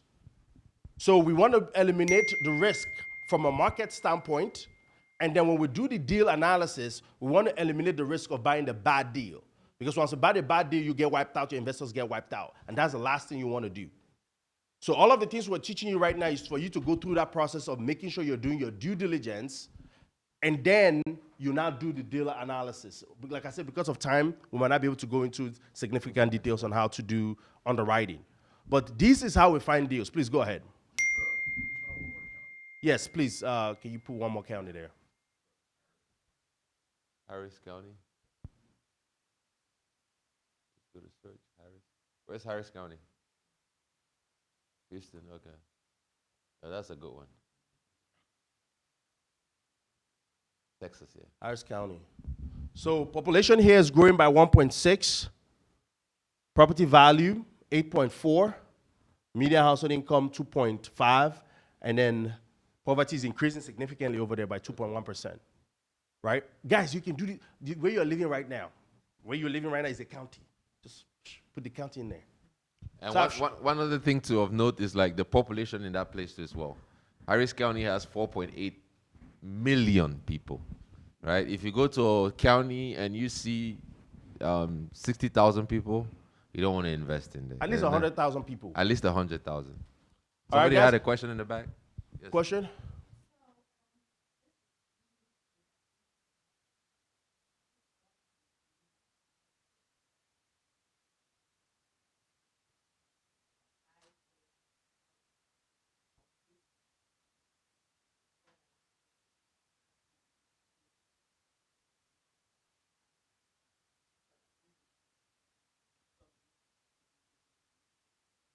So this is how you do it. It's pretty easy. Remember, we found the broker. His name is Tenny Tolofari. Tenny, how far? I want a deal. Tenny was like, okay, cool. Here's a deal. All you got to do at that time, remember, you got to know what you want. And we're going to talk about what everybody wants here today. Well, how much deal you want to buy, the size of the property, number of units. You reach out to me now, I tell you, okay, great, I'll send you a deal. I sent you a 100-unit deal. That 100-unit deal I just sent to you, because you've chosen that market, remember, is you chose the city that you want to invest in, and then you went and looked for the broker. And then now you reach out to the broker, and now he just sent you a deal. That deal has an address. That address, you find a county. And then you say, should I pursue this deal further? And that's how you screen it. If you say you want to go start finding county, you're going to run crazy. You know how many counties we have in the U.S.? No. So you choose your city you want to invest in, or the state you want to invest in. You look for the city, find a broker, build a relationship, get deal flow, and then analyze the sub-market that they are giving you, and then you go in and underwrite the deal before you submit an offer. Now, all of this I just shared with you guys is just a part for you to think, oh yeah, I can do this. Because what I just shared with you guys, it took us a lot of years to figure it out. But what if tomorrow you can just go and call James from your market and say, hey, James, I have this deal. I want to buy a deal. Can you help me out? James says no. You call her. Oh, he says no. Oh, you call him. Oh, she said, oh, I like the way you speak. Oh, nice. Let me give you guys a funny joke. I'll pick up the phone. I'll call these brokers. Hey, my name is Tenny Tolofari. I can't understand. You guys don't have an accent, right? You guys can hear the accent, right? Oh, you don't get it? Oh, No, yeah. your English is good. They were like, huh? I don't know what you're talking about. I said, I'll not slow down. My apologies.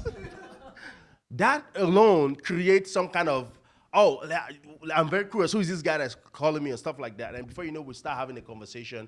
And then that person might not just like me because of my accent, but some other person start laughing about it, right? And then before you know it, that strike a conversation, and then we start having a conversation, and then he sends me deal, and then we'll go through this whole process I talked about. Miles, our team member, he's right there. He goes through a lot of these deals. The goal, guys, like let's just say one deal. We made $5.3 million profit in one deal, and since then we bought about 9 deals. So just imagine, let's just go to do the math here in a second. And again, it's not get rich. It takes a lot of work. But what our job is to take out a lot of the barriers where the work that you do it becomes a productive work instead of trying to figure it out. Because that's the figuring it out we've been doing since. And a lot of you here, we want to be able to show you guys how we did it so that you can get it done as well. Go ahead. Allowing investment LLC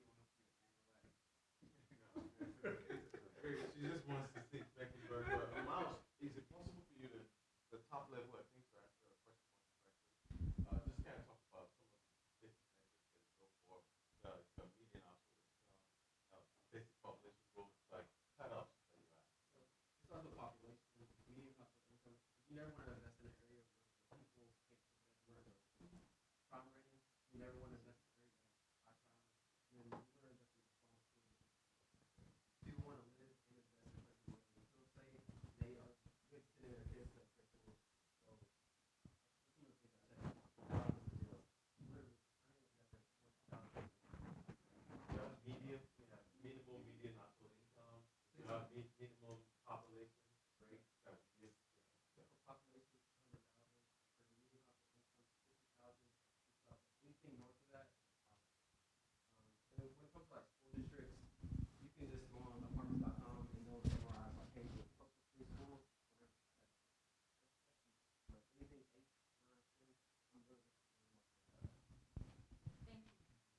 And then you can see here, it says find the right assets, right? Now we've talked about Hold on. Go ahead, Eddie. So I just wanted to add, now, all of this sounds complex, but it's really not, but it takes work.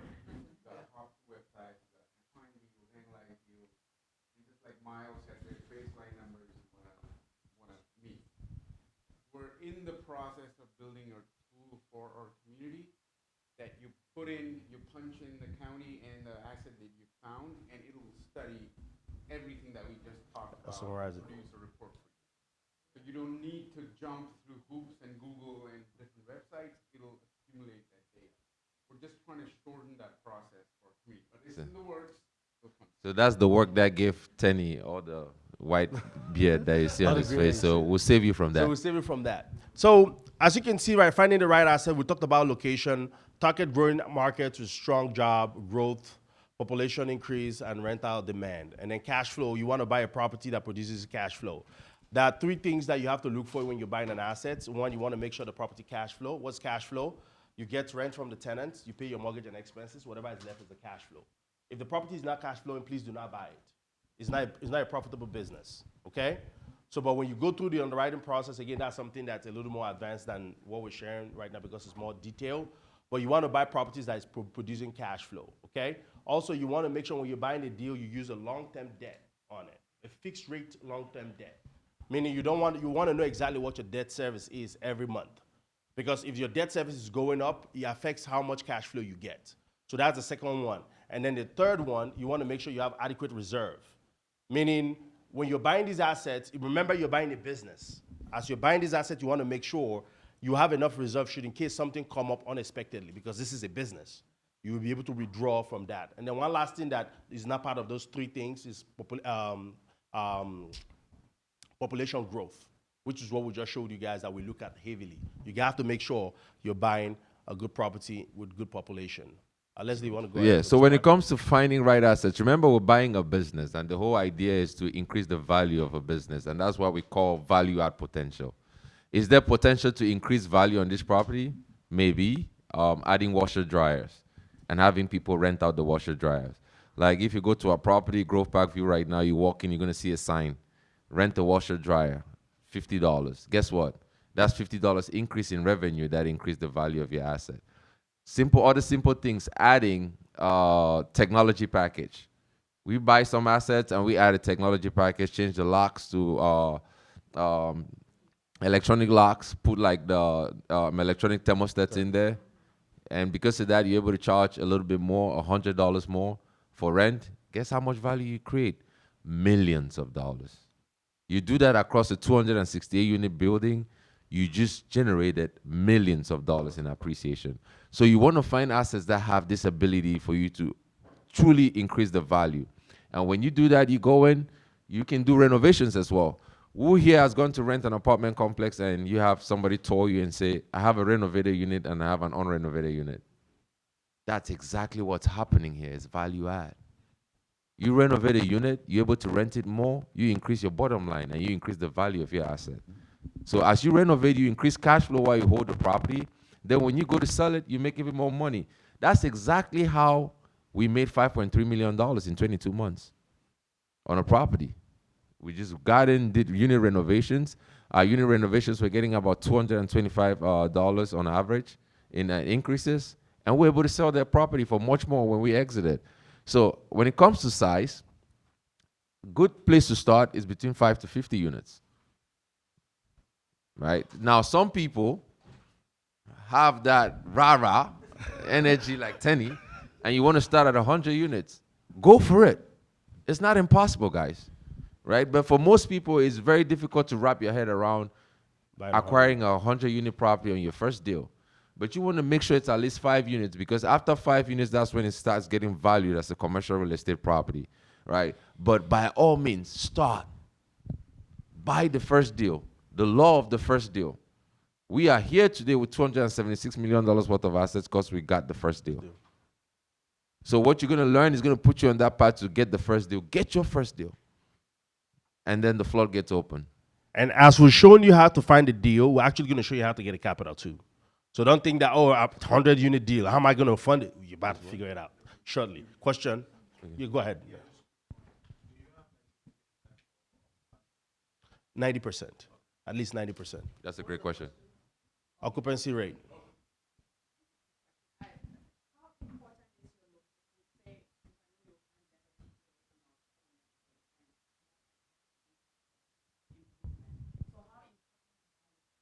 Is the, is the most important. It's the most Location, important thing. location, location. If you buy a property in a bad location, for you to make money, sometimes you might have to carry a gun. But as remember, we are investors. We want to invest now. It's high risk, high reward. In those bad locations, you might be able to get more cash flow, but the risk is high. We don't want to take a lot of risk. There are some people that thrive in this kind of environment. For the people we serve and the kind of peace of mind, I'm already having white beard. So remember, your source of capital determines your level of risk, right? What appetite does your source of capital for risk does your source of capital have? Is it high risk, low risk? Our source of capital is our colleagues, everyday professionals, which are going to show you how you're able to capitalize on the network that you already have to raise capital. Now, do you want to go in your first deal and promise high rises and then collapse? And no, so we don't want that. So our strategy is to just do what works, low risk, high reward, right? So that's exactly what we do. Somebody else had a question? You had a question? Josh. Yes. Yes. Yes.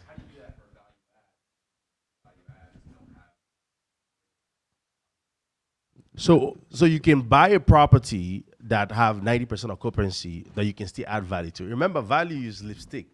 You can just go there and say, you know what, this floor, is green. Let's change it to white. That's value add. Tenny, this your thing was green before. Now we just spent $5,000 to fix it. Do you mind pay a little extra $25 for this white, nice, slick rug that we just put? That's value add. So the essence of value add is not a huge rehab. For example, the rise that we bought, it's a brand new asset. Do you know what our value add is? Smart thermostat. Valley trash. You see what I'm saying? So value add is not necessarily you have to go in and do a bunch of work on the property. It's just before you buy the asset, you got to figure out, remember you're buying a business. What can I do on this asset to increase the value? And what do you do? Can anybody answer what you do to increase the value on the assets? Can anybody answer? Let's see if we're doing a good job. Increase the rent. Alali, you want to say something?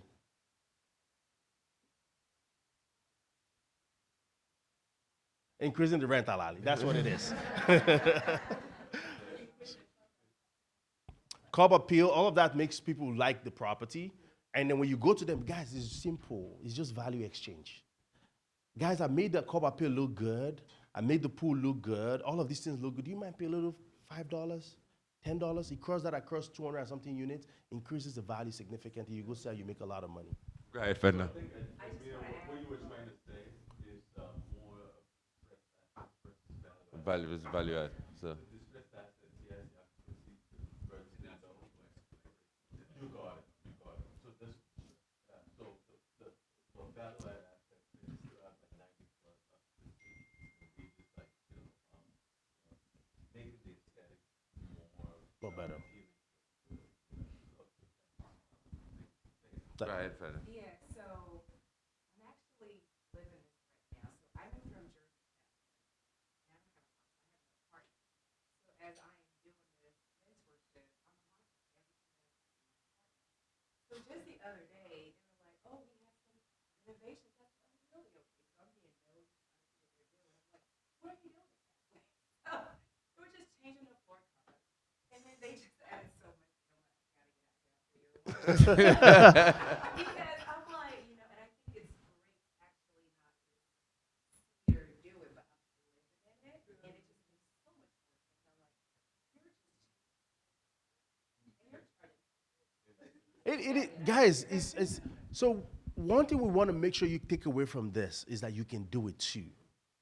This is value exchange, and please do not go buy a property and you really just want to just take, and don't give anything back to the tenant. That is not good, right?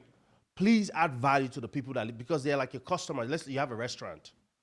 The better your food, the better the customer service, the more those people are going to come and eat in your restaurant. It's the same thing with apartment building.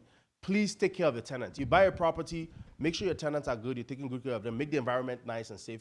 That's what we do when we go into an asset. Our philosophy is what value can we add to this community today?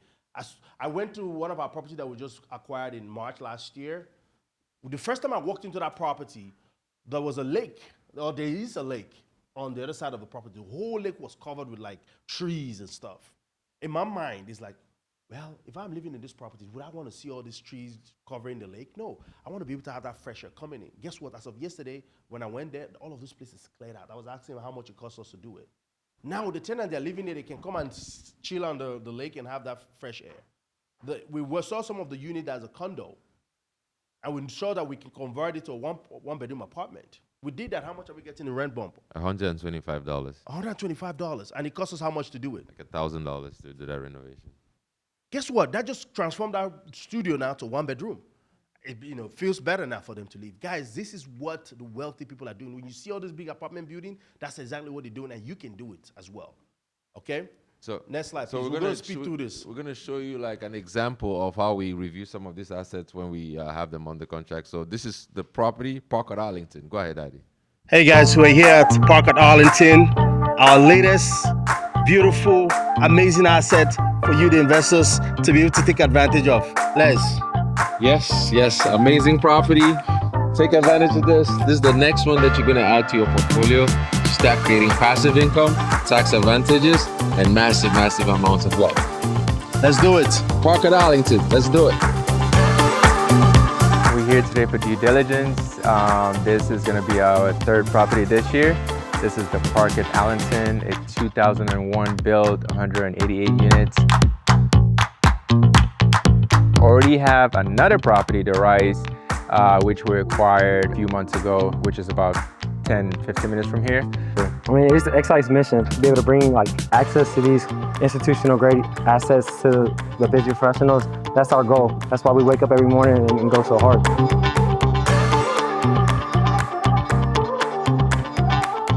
This is like a true residential property. Like it's very quiet, nicely maintained, really clean.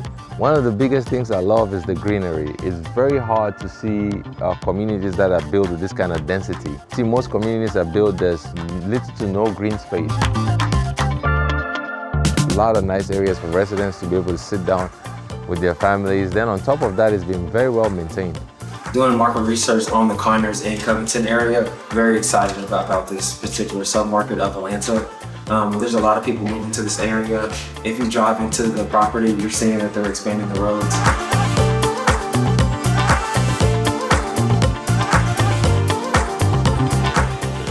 And we want to make sure the property has the capability to produce the returns that we're projecting. Not just produce it, but exceed the returns that we're projecting. Who's playing pool? Who's winning pool? So we have a nice pool room here. Again, you want in every apartment community, you want it to be a place where tenants feel like they can be entertained, have some time with families and stuff. And that hall you see over there can get rented out.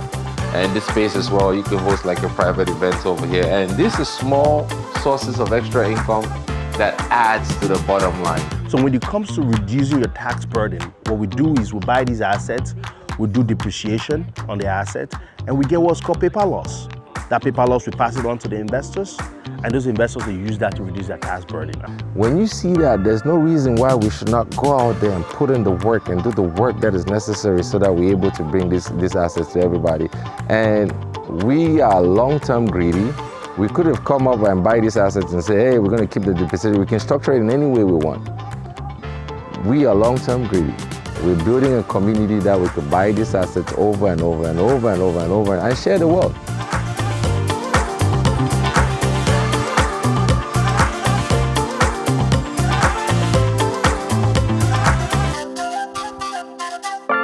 All right, guys. Meanwhile, I want to say Good. something. Go ahead. So on this deal that you're seeing right now, we raised about $60 million for that deal, and it's closed. No investor can come in. We just closed it February 19th.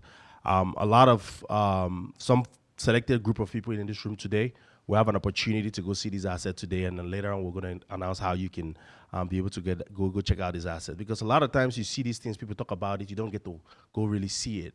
And we want to make sure people that really want to go see it actually have an opportunity to go see it as well. So Leslie, go ahead. And so once you get the property, that's where you start creating the value, right? Tenny has walked you guys out to build the relationship with brokers. I hope you guys took the notes down. You know how to pick the markets. I hope you guys took notes down on data.usa.io. And you can go out and start finding the right markets once those brokers send you those deals. Now, when you get the deals, you're going to go to the underwriting process. Like Tenny said, that's a more advanced course. But once you get that, right, you have a deal. You close a deal, right, which we're going to show you how you can raise significant amounts of capital to close these deals. I know we're talking about millions of dollars. You might be getting intimidated like, hey, where am I going to get that money from? Do not worry. By the end of this class, you're going to know how we did it and how you can start doing it today and raise capital. But now you have the deal. How do you create that value, right? This is where managing the property. So when it comes to managing the property, like Tenny keeps insisting, we are investors, not managers. Investors leverage. Investors leverage people. You build teams. The great thing about these properties, guys, is this businesses create enough income for you to pay professionals that have gone to school to learn how to manage these businesses. You see, I'm here. How many units do we have in Atlanta? We have 268, 130. We have about 800 units in Atlanta right now. I sleep very well at night. The last time that I came to the properties yesterday, last time I came was about a couple months ago. I have a solid team in place that manages these properties on a daily basis. So when it comes to asset management, right, remember that property managers, you get the best in the market. That's our philosophy. We align ourselves with the best in the market. Quick story, when we started this business, our very first due diligence that we went to, the lead property manager, very experienced, over 40 years of experience in the market, that took Tenny and showed him around. We just had a meeting with him yesterday because he left his company that he was working at, and we're like, hey, you hanging around? Let's bring you on Excite Capital. Why?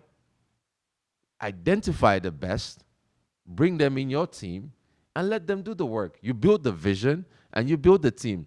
So when it comes to the team, Tenny told you about brokers. You need property managers, you need lenders, and then you need co-partners and investors, right? We can move to the next slide. So the right people are hard to find, you know, and it took us a long period of time to find those people. Like I said, we are very long-term in our thinking. We build long-term relationships. This business is a relationship business. The people you meet today will change your future 5 years from now. Some of the people that we partner with today, we met them in 2019 when we had nothing. And since then, we've been building relationships with them. Now today, they bring so much value for us to be able to do that. So when you have your property, hire the best people, get the best property management company. Now, the great thing, what we realized when we got in is like nobody that were getting in the industry to help us out will give us any kind of referrals or open doors to people for us. That's what we're changing. That's what we're changing with our community. You don't have to go and recreate the wheel. We refer you to the right people, but here's the most important thing we tell everybody. We value our relationships. Do not ruin it, right? We don't want to give you a referral to a broker and you go in and you do not perform. We don't want to give you a referral to a property manager and you go and start treating that person like crap, because it's a people's business, right? So the best way to get people, referrals from other people that have done it before. Now you can go and do your Google search and start interviewing people, or you could just find somebody else that has the right people and ask for a referral for them. So before we take a break, anybody has any questions about how you manage the assets when you take them over? I know I kind of ghosted that through a little quickly. Go ahead.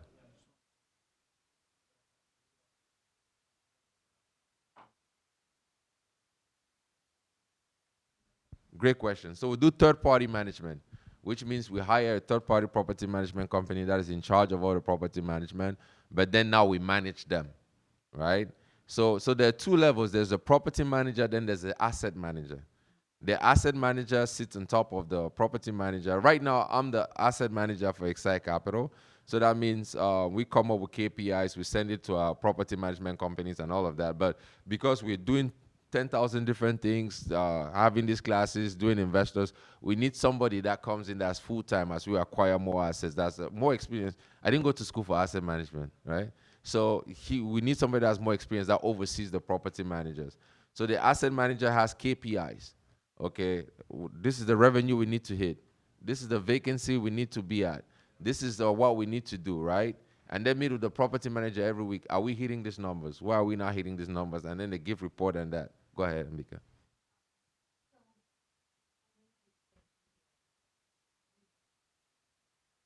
That's a very good question. That's the best question ever. Said, how do you get them excited about these KPIs, right? People, right? The way you treat people. I learned this from one of our mentors. He's a billionaire. So I had the opportunity. He invited me one day to go visit his property in Alabama. I got in his jet. We left Maryland. So I got in it. So that canoe you ride in Bonny Island is not a jet. Although it has a writing on there that says jet. It's not a jet. It's not this kind of jet. Anyway, jet without me. See. So we got on a plane, went to Alabama, and every step along there, I'm just looking at him and I'm just observing him, right? He's walking around the property, talking to his property management team. He goes to this property once a year, but he knows everybody's name on the property. He knows the name of their kids. He knows how old their kids are. He knows their husbands, their wives. He knows everybody. And he's talking and he's asking these questions about them, talking about them, you know. And then at the end, in the afternoon where we all met, he gave everybody like a gift card. And when he's giving a gift card, oh, when you go home, say Jeff, I said hi, that's my guy. You know, make sure you take him out for. That's the way he's communicating with the whole team. And I'm observing the team. Those guys will die for him. Like the way they're passionate about the property, it's not about the KPIs. It's about how you treat those people. Then they want to work for you. Like we have a property here at Stone Mountain, Grove Park View, where when we went to close that property, we faced some challenges. And because of that, the master relationship builder here built a great relationship with the property management team. Dr. Oni, he is also great at relationship building, built a great relationship with the team on site. When there's any issues with our property, because she's on site, she has a lead property manager that oversees. If she's having any communication issues, she reaches out to us. Hey guys, you know, Cynthia loves you guys so much. Can you guys help me with this? So our team on the ground also believes in the mission of Excite Capital. And they're working extremely hard. We've had properties that we took from 80% to 97% and stayed right there. Because we had a property management company that came up and messed up, and we fired them. And then we brought in another team, and the property manager went and saw her yesterday. She was so excited to see us. It's not about the property, it's about the people. That's probably, if you do not learn anything, that's the lesson I learned from my billionaire mentor.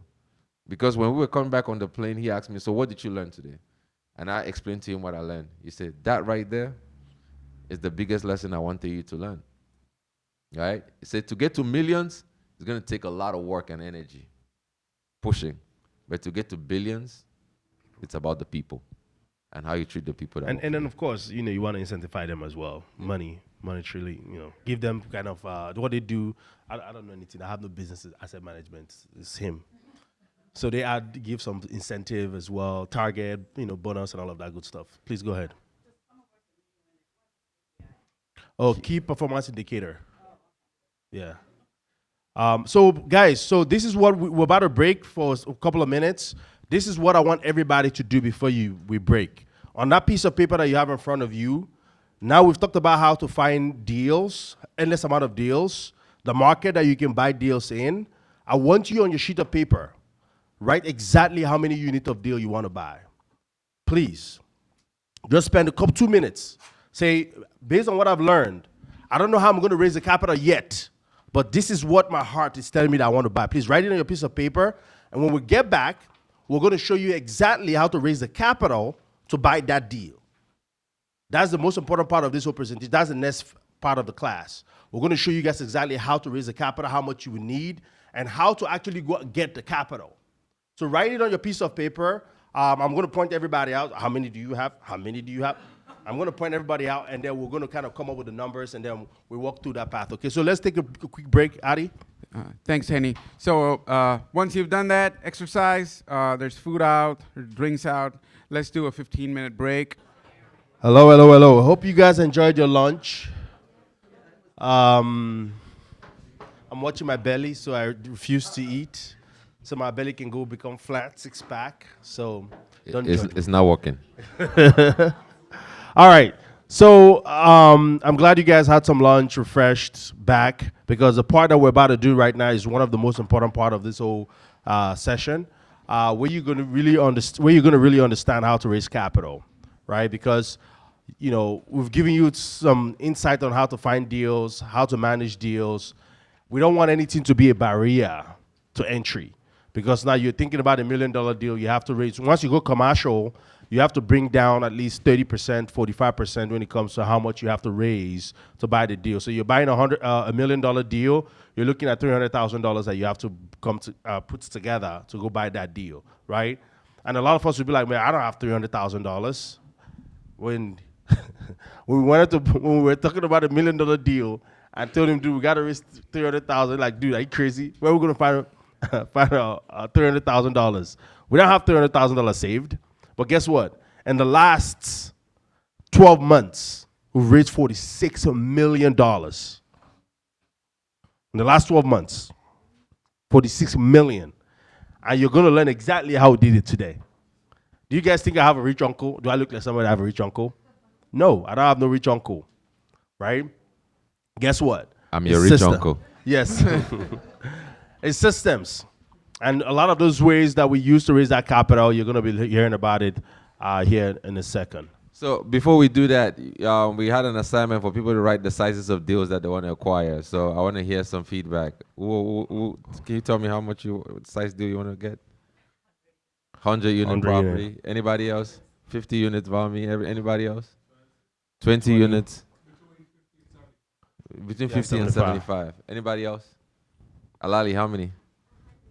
100 units. I love it. I love it. You're a true daughter of your father. So guys, before I go ahead and we'll do the math right now, you guys are going to write on the paper exactly how much you're going to raise. The reason why we're doing what we're doing is because of what she just said. That's my daughter right there. I did not know I could buy an apartment building up until 2018. I never knew that it's possible. Like, you know how you be like, oh yeah, it's possible? No, I had no clue that I can buy an apartment building. But my daughter knows now that she can buy an apartment building. That's true generational wealth. If I did not teach her anything, she just know that, okay, I can figure it out how I can go buy an apartment building. Now I've succeeded in changing the trajectory of my family.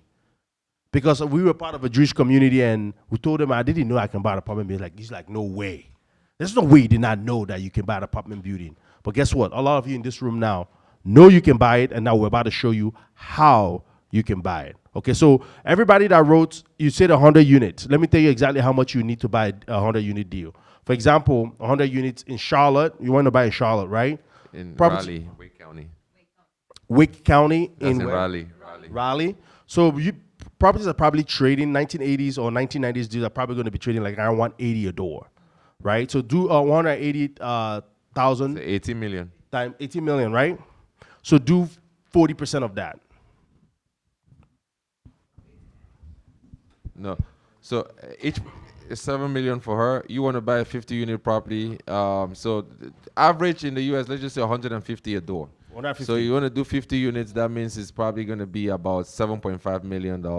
So you do 40% of that. So whatever number you guys have, 20 units, please multiply that by 150. 40% of that. And then do 40% of that. I need those numbers, please. Make sure you write those numbers down, okay? What's your number? 7 million, all right? So you need $7 million to get that deal done. And we're going to show you how to get 7 million. Anybody else? 50 units, how much do you need? 1.2 million. Anybody else? 600,000? All right, cool. All right, just have those numbers in mind, and then we're going to go through the raising capital piece right now. All right, cool. And what we're going to teach you is what we learned. right? Like you said, we don't have rich uncle. We don't come from wealthy families. We had to figure out how to make this happen, right?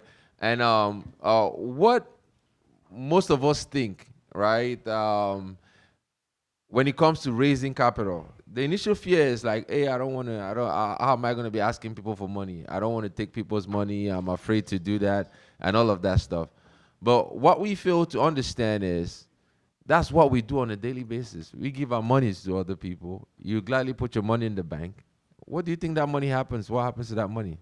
The bank doesn't want to keep it, they take it and they give it out as soon as possible, right? So raising capital is probably one of the most powerful skills that you could learn. Because once you have access to capital, you have access to opportunities. Opportunities do not bring capital. Like somebody, when we started, they told us, hey, just find a deal, the money will come. We found the deal, the money did not come. So there's a system and a skill of how you build yourself in order to be able to attract capital. You're not asking people for money, you are attracting money. That's the system that we have figured out, that we created. And that system even got exponentially better over the last 22 months. Because Dr. Oni was sharing the story about how he carried us on his back for Grove Park View when we had a deal and we had to raise $23 million. And then a lot of other things were happening and we ended up having to, instead of closing the deal in 3 months, we ended up closing that deal in 8 months. But in that 8 months process, we developed some significantly powerful tools and systems that you guys are going to get access to today.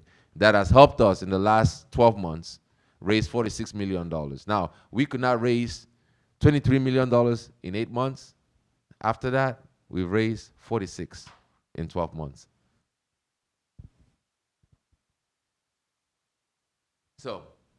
So when I'll ask you guys a question. When you go to a restaurant, you go to we had a nice steakhouse yesterday for a little celebration, and the food was really good. My daughter, somebody was talking about cake.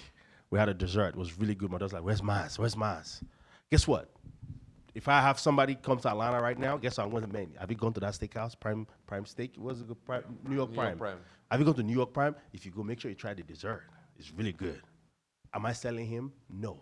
I experienced it, and now I'm sharing it with people. When we talk about raising capital, it's the same thing. Except you know that the property you're about to buy is a bad property. Then don't ask anybody to come and be a part of it.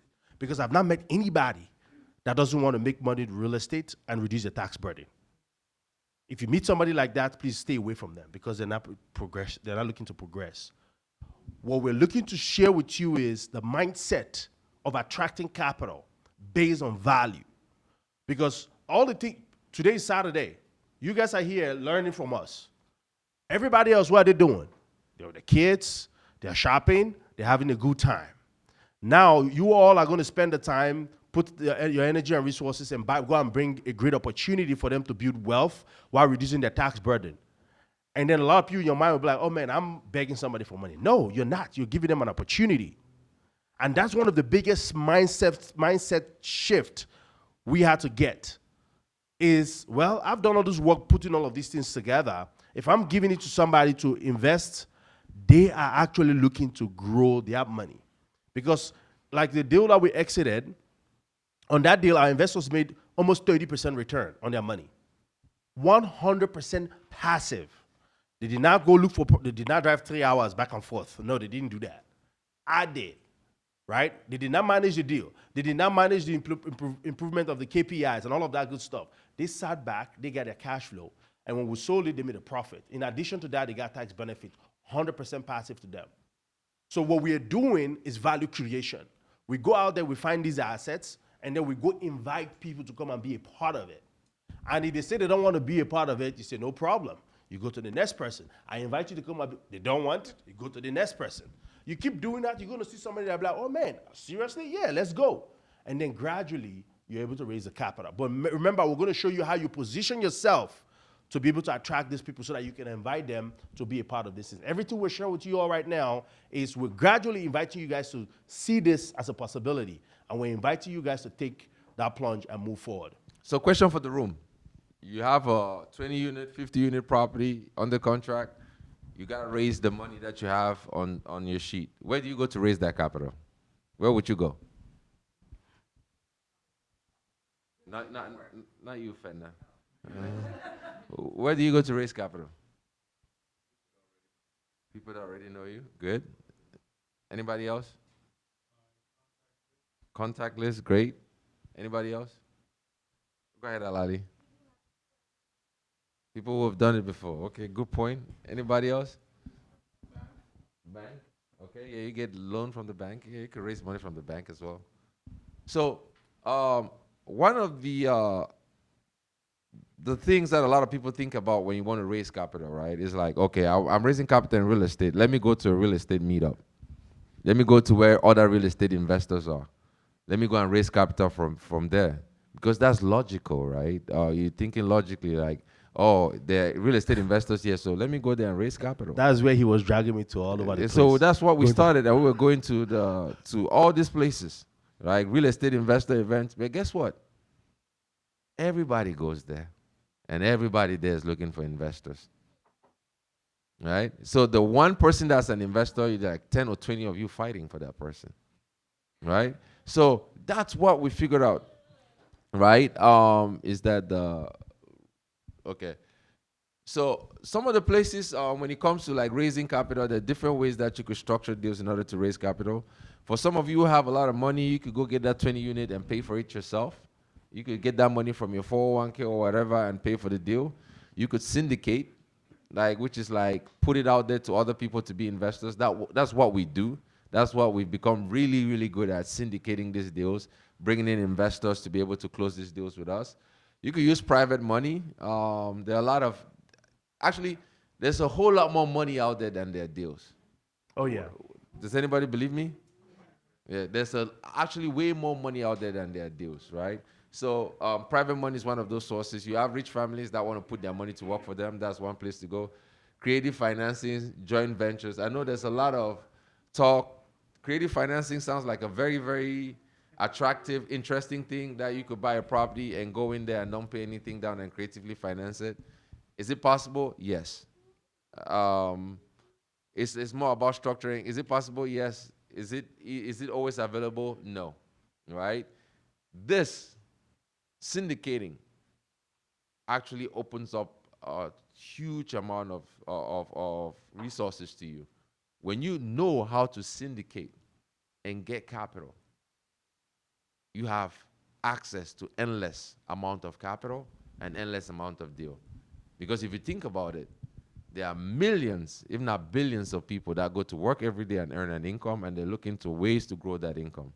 And this is where syndication comes in, because you could tap into that network to be able to create, to help those people create passive income and then acquire a lot of deals. And the 46 million we just mentioned that we raised in the last 12 months is we use the syndication strategy.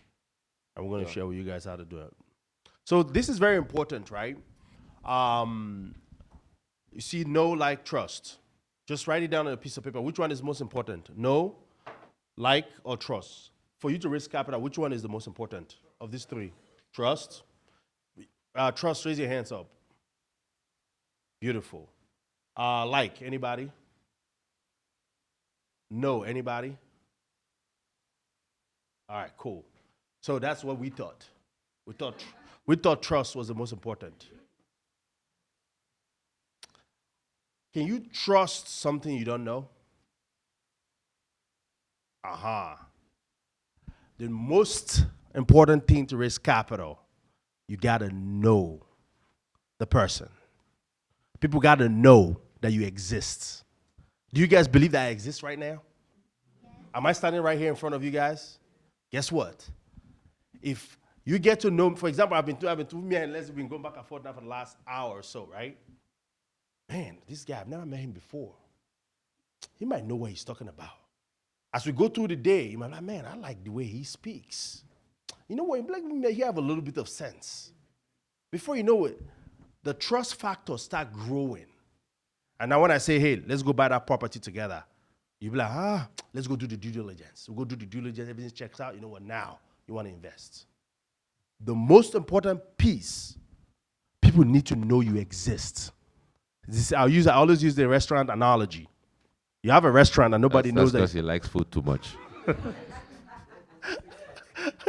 You have a restaurant and nobody know that your restaurant exists.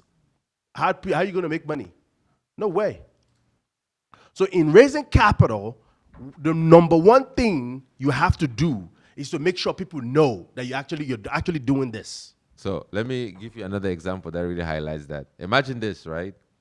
Um, let's say whatever career that you're in right now, you have people in your life that trust you, maybe your spouse, your brothers and sisters or whatever, and you just live here today and you go home and say, hey guys, I just got a 20-unit property.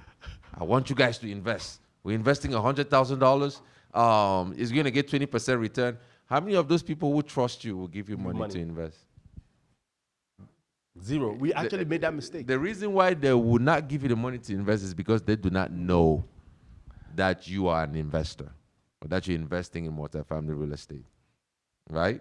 But once they know that you've been doing this, you're doing this for years, the trust already there, then the capital comes. Very important. You got to make sure they know. If you make that, all of you that wrote that thing on a piece of paper, once you go home, just tell them, man, I went to this thing today, and I'm thinking about how I'm going to buy a 100-unit deal. And then in the process, you start communicating with the people you know that you're doing this.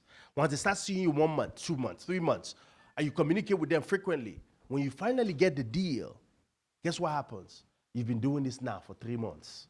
They're like, oh yeah, he's been talking about this for a while. Now it becomes, so when we had our first failure, this is our very, very first failure. This one, let me go tell people. He said, shh, don't tell anybody. That he made us have our first failure. So we had an opportunity to raise $500,000 on our very first deal, right? But because we did not want to go out there and go tell a lot of people, we're like, yeah, we'll figure it out. And then we had 2 ladies that said they're going to give us money when we find the deal.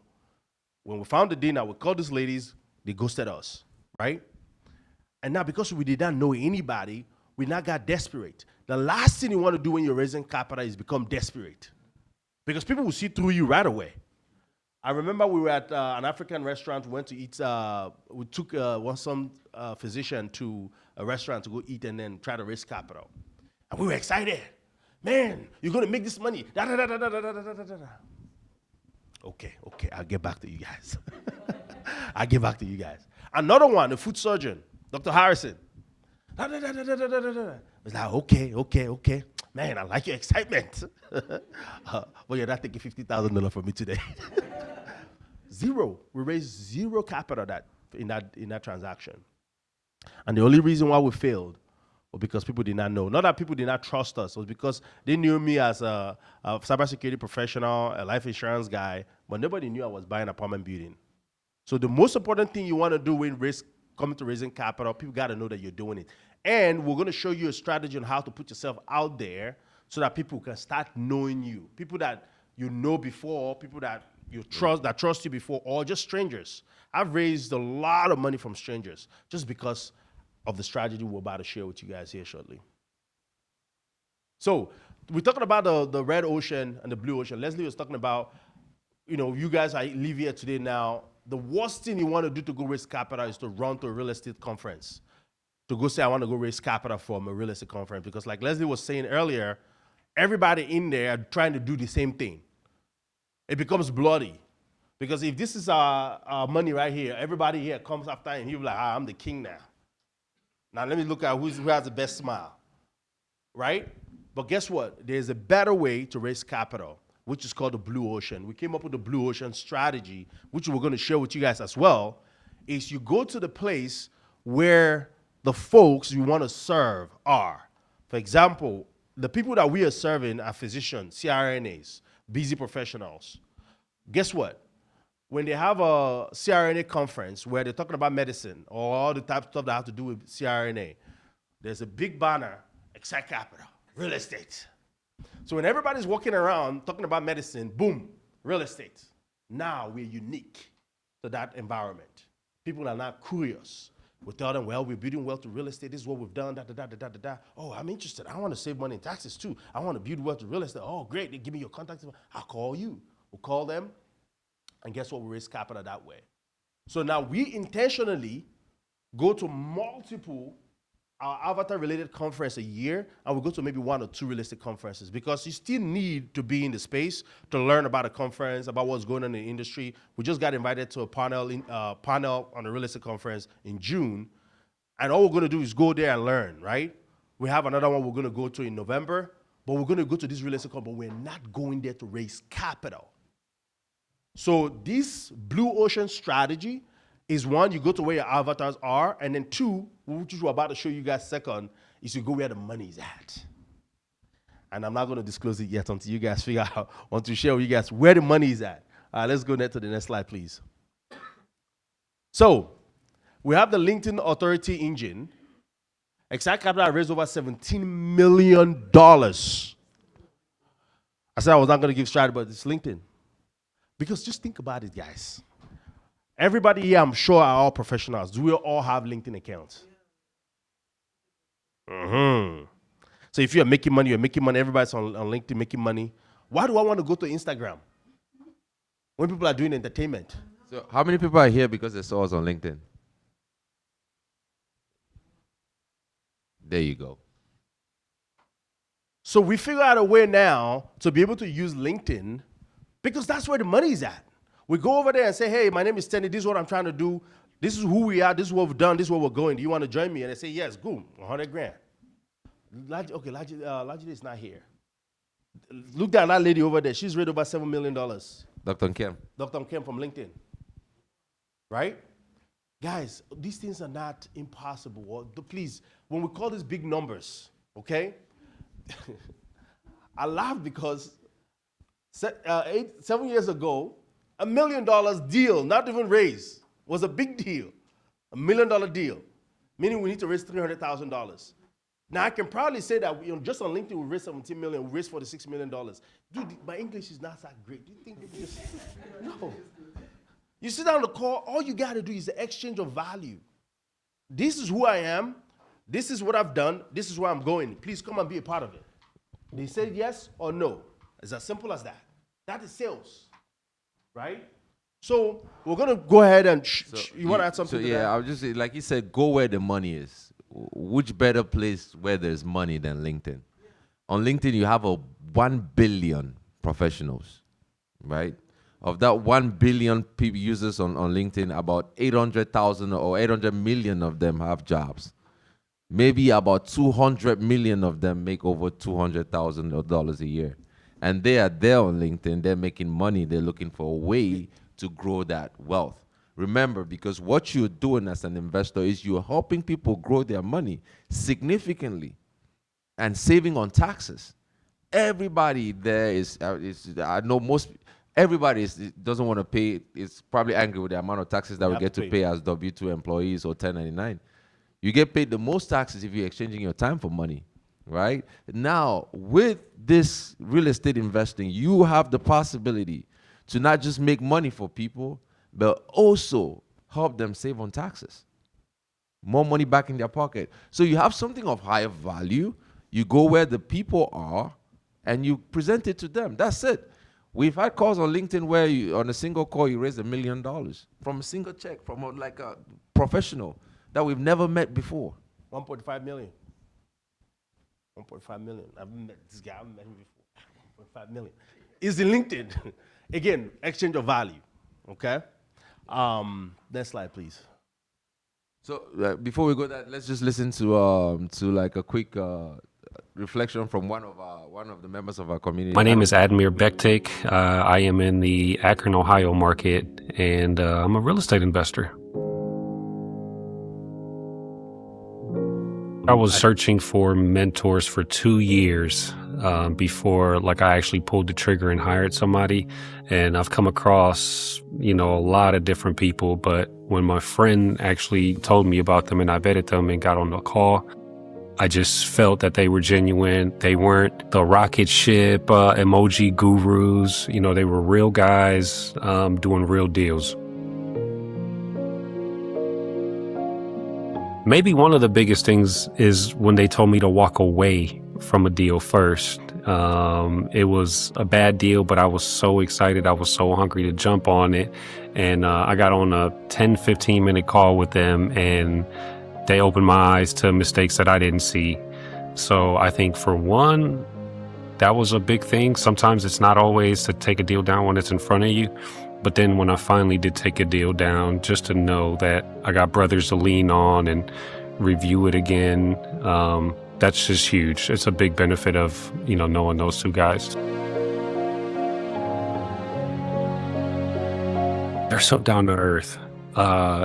Just a genuine. I keep saying the word genuine. If I had one word to describe them, it's that. Their goal through, end of the world to help you out. Like, they flew out here, they met me, they shook my hand. I've been a part of many, many other mentorships. Honestly, I probably spent like $300,000 over like the last 4 or 5 years, and these two guys did stuff that nobody else has done. They're real. Real humans, real guys, and they really care about everybody's success.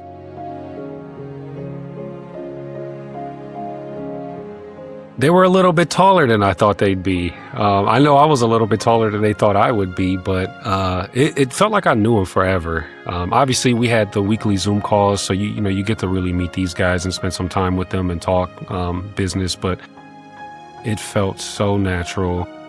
I was star-studded a little bit. Here come these mentors that you just paid all this money to. You want to impress them and show them your town, but they made me feel very comfortable, and I learned a lot. I couldn't have asked for more hands-on experience that came with. No, day one, they were very professional. I like that they were very good at certain things that I look for, like follow-up. The first day I didn't pull the trigger, but immediately, they followed up. I'm like, these aren't guys who let things slip through the crack. They're on me. Never felt pressured. I didn't smell commission breath like I did with a lot of the other people. They just wanted to sign you up, run your credit card, and that was that. If they knew they can serve, they would get served. So I actually had no doubt from day one. When you talk to other guys who know what they're talking about, it's very easy. You either see that they know what they're doing or they don't know what they're doing. Those guys knew a lot more than I did.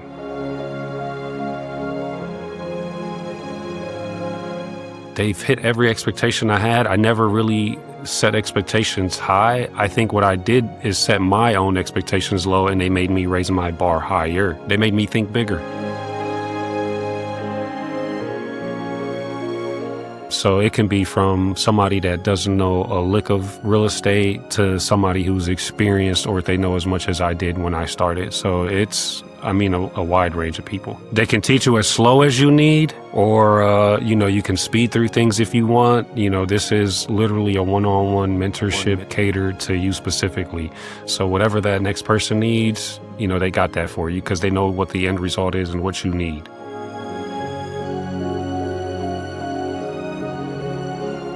I want to tackle something like they've tackled, something A-class. Right now my stuff is B and C, which I'm happy with. I built a lot of equity into these deals. I'm getting richer, more money. I'm happy, but, I want something nice with a pool and, just a Class A asset. So I'm following in their footsteps, and I will get there with their help. I just want people that are on the fence, doubting it. I hope that you see this video. You can reach out to me, my social, if you guys can post it. Post it for everybody to see, DM me. I vouch for these guys 100%. So I get a little bit emotional watching that video because Dr. Oni said something earlier that part of our core values is the growth and abundance mindset. When we created this platform, without knowing anything, without having a single deal, we said we're going to go out and create other Excite Capitals. That's the growth and abundance mindset, which is like we are going to show other people exactly what we know so they can use it and grow. Because we know 10, 20 years from now, when we want to take that $1 billion portfolio, we're going to be partnering with those people. And I'm so proud of Admi, not just him, but all these other guys, and they are here today, that have taken on that step, that are doing amazing things, right? Following exact same strategy and partnering. Like, we just closed a $33 million asset. These are our partners. And they came in just the same way. We're going to be buying more deals together. I think Dr. Campbell and Claude, they just came from touring a deal. This is the Claude Tenny was referring to earlier. He's a machine. Yeah, he's a machine, you know. So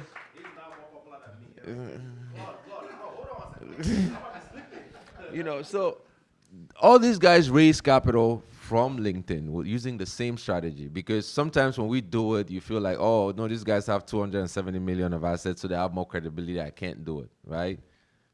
Everybody you see on here came with zero. Use the same strategy, build a thought leadership on LinkedIn, right? Use the same strategy that we showed them, man. The money comes in. You're attracting the capital. You're not chasing. Oh no, Dr. Zimmerman, you wanted to say something? So, by the way, Dr. Zimama is special for one reason. So she is the very first mentee of Excite Capital. So we met her in 2022 at a physician conference. Like we say, we go where our avatar is. That's what we were doing. So we go there and we start talking about real estate. She sat us down. She interviewed Tenny for like 20 minutes. 20 minutes. Then Tenny left. She pulled Dr. Oni in. Interviewed Dr. Oni for like 20 minutes, asking the same questions, like whether these guys are whether these guys are fake or whatever. Then after that, she pulled me in and asked me all of the same questions. Then afterwards, she was like, okay, you guys say you want to create other Excite Capitals, right? We're like, yeah, we're going to create others. Okay. All right. I want to be the next Excite Capital, right? She came in. How many real estate properties that you bought before? All right. What kind of experience did you have about investing or anything? Zero. She's an ER physician, so I'll let her speak for herself. Go ahead. Hi, guys. So I see all the bright-eyed faces sitting here, and it makes me so happy. One, it makes me happy to see what these gentlemen have put together, but it also makes me happy because I was in your position not too long ago. The way time flies blows my mind, but I was here and I didn't think it was possible, right? I honestly didn't think I could ask another human for money and they would say, let's do this together, right? But it is the same principles that you're learning here, right? This is my first masterclass that I'm attending, but it's the same principles and they work. It's not magic, right? You just show up every day and you make a decision and you tell people, this is something that I learned from these wonderful guys. You share your vision, you help them buy into your vision, and you don't have to ask for a penny, right? And so you just, but I will say this, the work is hard, right? So they work very, very hard. Like they look great and they're like, but like behind the scenes, the work is very hard. So as you're sitting here today thinking, like, is this possible? Yes. But the consistency and the reps, right? You have to figure out where that's going to come from, because every single day you have to put in the work, but it is very possible. And to talk about LinkedIn, it is it's almost magical, right? Because they're, again, like Leslie said, 1 billion people there, and they're just looking for the right you to partner with. They might not be looking for them, they might not be looking for me, but they're looking for you, and they have the money, and they just want to put it in. So as you listen to Tenny, Leslie, Dr. Oni, as you listen to them, right, realize that this is possible. I started with nothing, and yes, I still pinch myself to think I've raised over 7 million, and I'm buying deals every day, and that is exciting. So if this is something that you want to do, right, these guys are wonderful. They're great partners to come alongside and figure out what you want to do. But again, consistency, reps, put in the work, and the result is magical. So thank you so much. What was for your having me. largest check on the last investment? I didn't think it was possible, but I had a family who said, I want to partner with you, and they wired $530,000. Did you know them before you started this journey? Say that again. Did you know them before you started this journey? No. How did they get to know you? They heard about a referral from another person who said, you want to work with Nkem. We like what she does. She's transparent. Have a conversation with her. I had a conversation with the whole family. I didn't know what they were going to do, but they said, okay, we'll think about it. I didn't even tell them an amount. And I took them to the portal, and they put the money. And I remember looking at the portal and thinking, did she make a mistake? Like, was there an extra zero, you know? And it wasn't. And they actually went and increased the money, which even blew my mind even more. And I didn't push. I sold them. I said, this is what I'm doing. This is what I've done. This is where I'm going. I want you to come alongside with me. And I know this is not the only deal that they will be involved in. And guys, very important, right? It's we have to duplicate ourselves as fast as possible. She's a partner on the deal. She's not just 7 million. Nah, I just raise capital. Nah. We pull the chair. You want a seat? Here's the chair. You want to sit on the table? Here's a chair. Sit down. Let's go. But like she said, she puts in the rep. If you're here and say, oh, I want to just make this thing quick, please, that's a door. It's gonna happen. It's not gonna happen like that. But guess what? What happens? Now, look at this room. We have a lot of people in here. The day you're tired, he might be energized. The day he's tired, she might be energized. Boom, we all help each other. Say, okay, let's go. We have a community of people like that now. Once we see somebody that comes in that community and wants to come and spoil it for us, we kick the person out real quick. Because we cannot afford not to be able to look at a property right there and say, you know what, let's go get it. How are we going to get it? I just showed you guys. The brokers that runs the market, we know them by name. How do we figure out if it's a good deal? We understand how to do the numbers. Where's the capital? Right here. Because there's a lot of people that know you. There's a lot of people that know you. We go out there and tell them we have something of value and we invite you to go and be a part of it. It's an invitation. And they can choose to accept or they can decline. There's no force.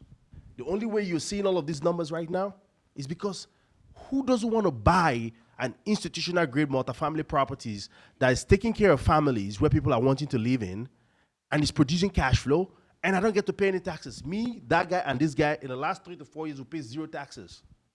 I'm proud to say it, 0 taxes.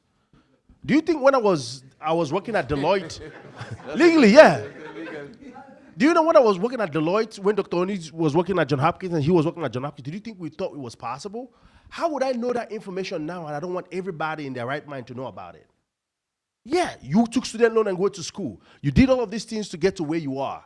Well, keep some more of the money that you make. And this is the power of what we're sharing with you guys today. Legally. What's the next slide? How to make that. All right. So I know we've showed you guys how to find the deals, how to position yourself to manage the deals well, and then now how to raise capital, tapping into LinkedIn, going to where your avatar is. So I hope you guys are taking a lot of notes. And if you see us, like I say, we do not teach you something that we do not do. That's exactly what we do. Last week we were in New Orleans at the AOS Orthopedic Surgeon Conference. Guess what? Great people over there. A few of them are looking to invest and partner with us. Right? Everybody was talking about orthopedic surgery and all of that stuff. Exactly. So exactly the same thing. Just do the same thing, right? Go back, replicate it. You're gonna get a lot of leads. In August, I'll be in Boston for the ANA Congress, that is CRNA. Same thing. Hundreds of CRNAs, they come in and they invest and they create passive income that way. So now you've acquired the deal. We talked about you could create millions of dollars. One deal can retire you. This is how. So guys, you wrote your numbers down, right? Remember, I told you guys to write it down. So from cash flow and appreciation, so let's say you buy a deal. Let's just use a deal that's worth $10 million. You buy a deal 10 million, right? And then in 5 years you sell it for, let's say, 20 million. You make $10 million profit. On that sale of that deal, the day you sell that deal, you can make 30% of that profit on that deal. That's so let's say you hold the deal $3 million. 5 years. And let's say you sell it 10 years, $10 million profit. You can take 30% of that, which is $3 million. That's one of the ways you get paid. Okay? The second way is you get a lot of tax benefits. The reason why I said we've not paid any taxes is because when we buy these deals with our investors, we get a lot of tax benefits. And how do you get tax benefits? It's simple. When you provide housing to people, the government gives you tax benefits. They say, you know what, I cannot provide housing for everybody, but because you're doing it as an investor, I'm going to give you some tax incentive via depreciation. And that's how you hear like someone like Donald Trump did not pay any taxes. So now we understand the game now. We're not upset. Okay, let's just play the same game, right? So you get a lot of depreciation and you don't pay taxes. And then you get a fee. The day you close that deal, let's say it's a $10 million deal, the day you close it, you're getting between 2 to 5% fee upfront. So let's say you get 2%, that's $200,000. That hits your bank account the day you close that deal. 200 grand. And then each year, you get 1 to 3% of the gross revenue of the asset. Every year, right? When you add this up, in one deal, three of us here, in that deal, how much did we make in profit? We made about $2.1 million in 22 months. In one deal. Now, guess how many deals we've bought since then? A bunch of it.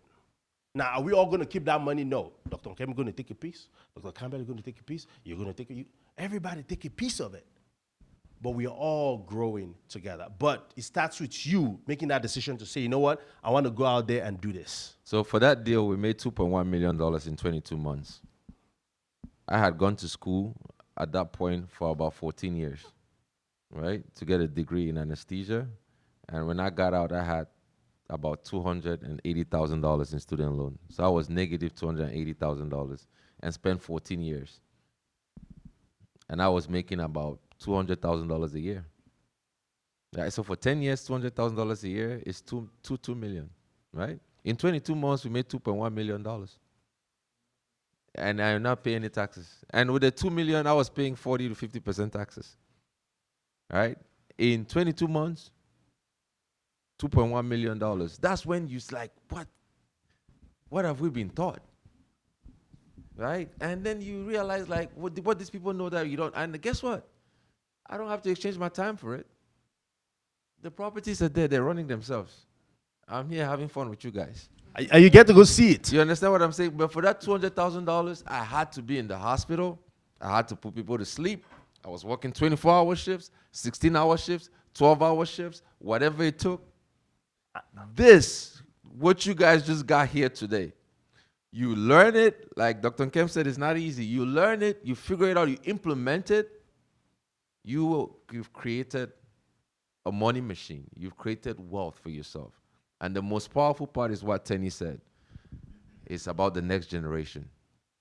Because they get to see you doing this and they know that this is possible for them too. Yes. Please.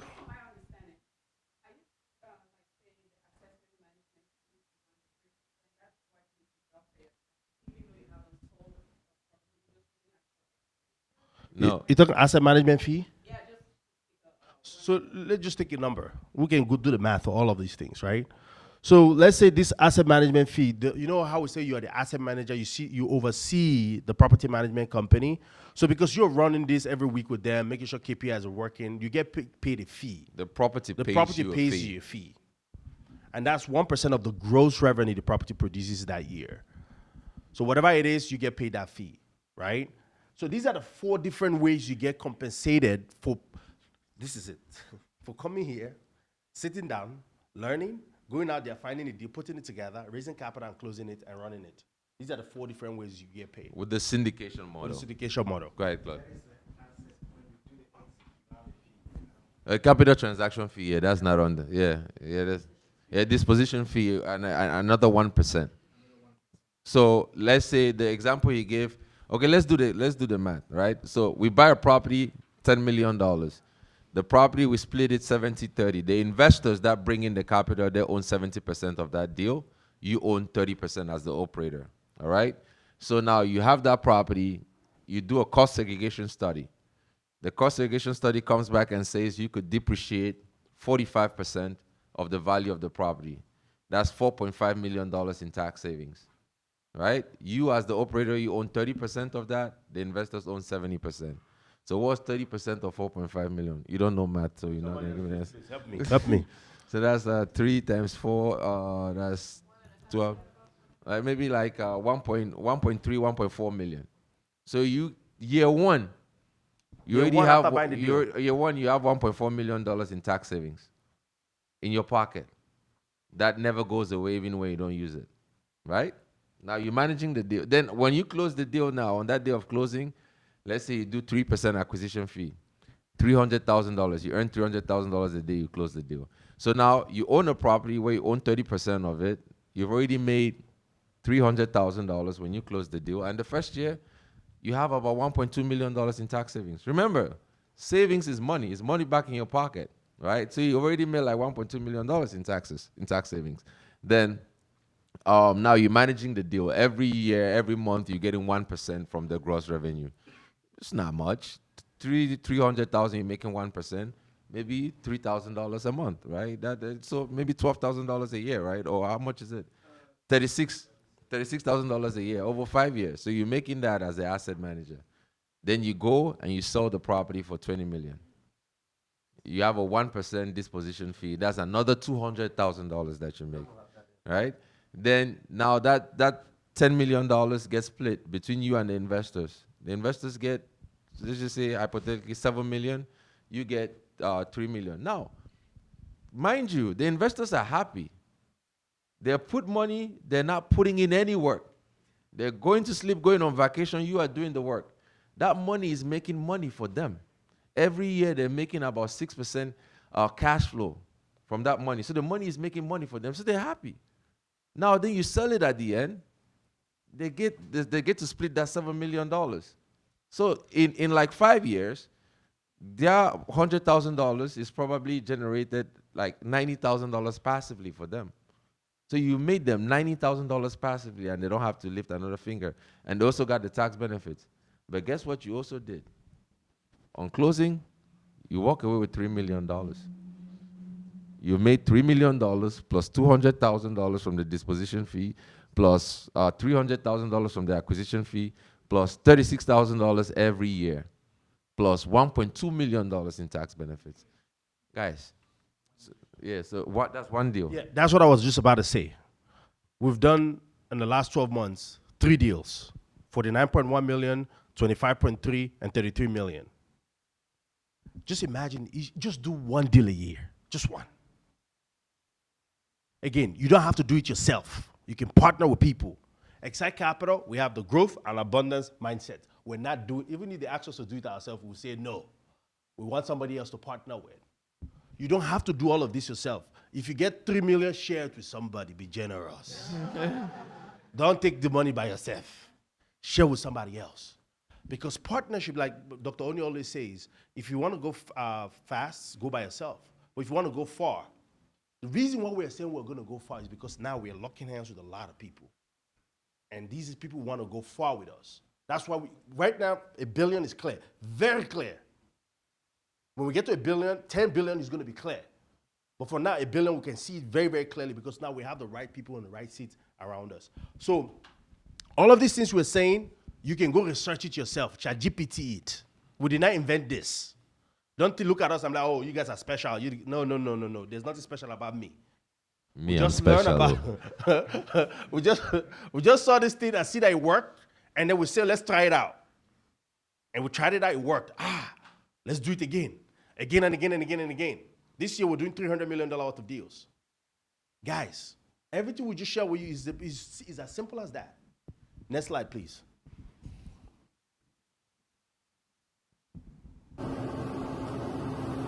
Hello, my name is Dr. Obina Orji. I'm an anesthesiologist and real estate investor.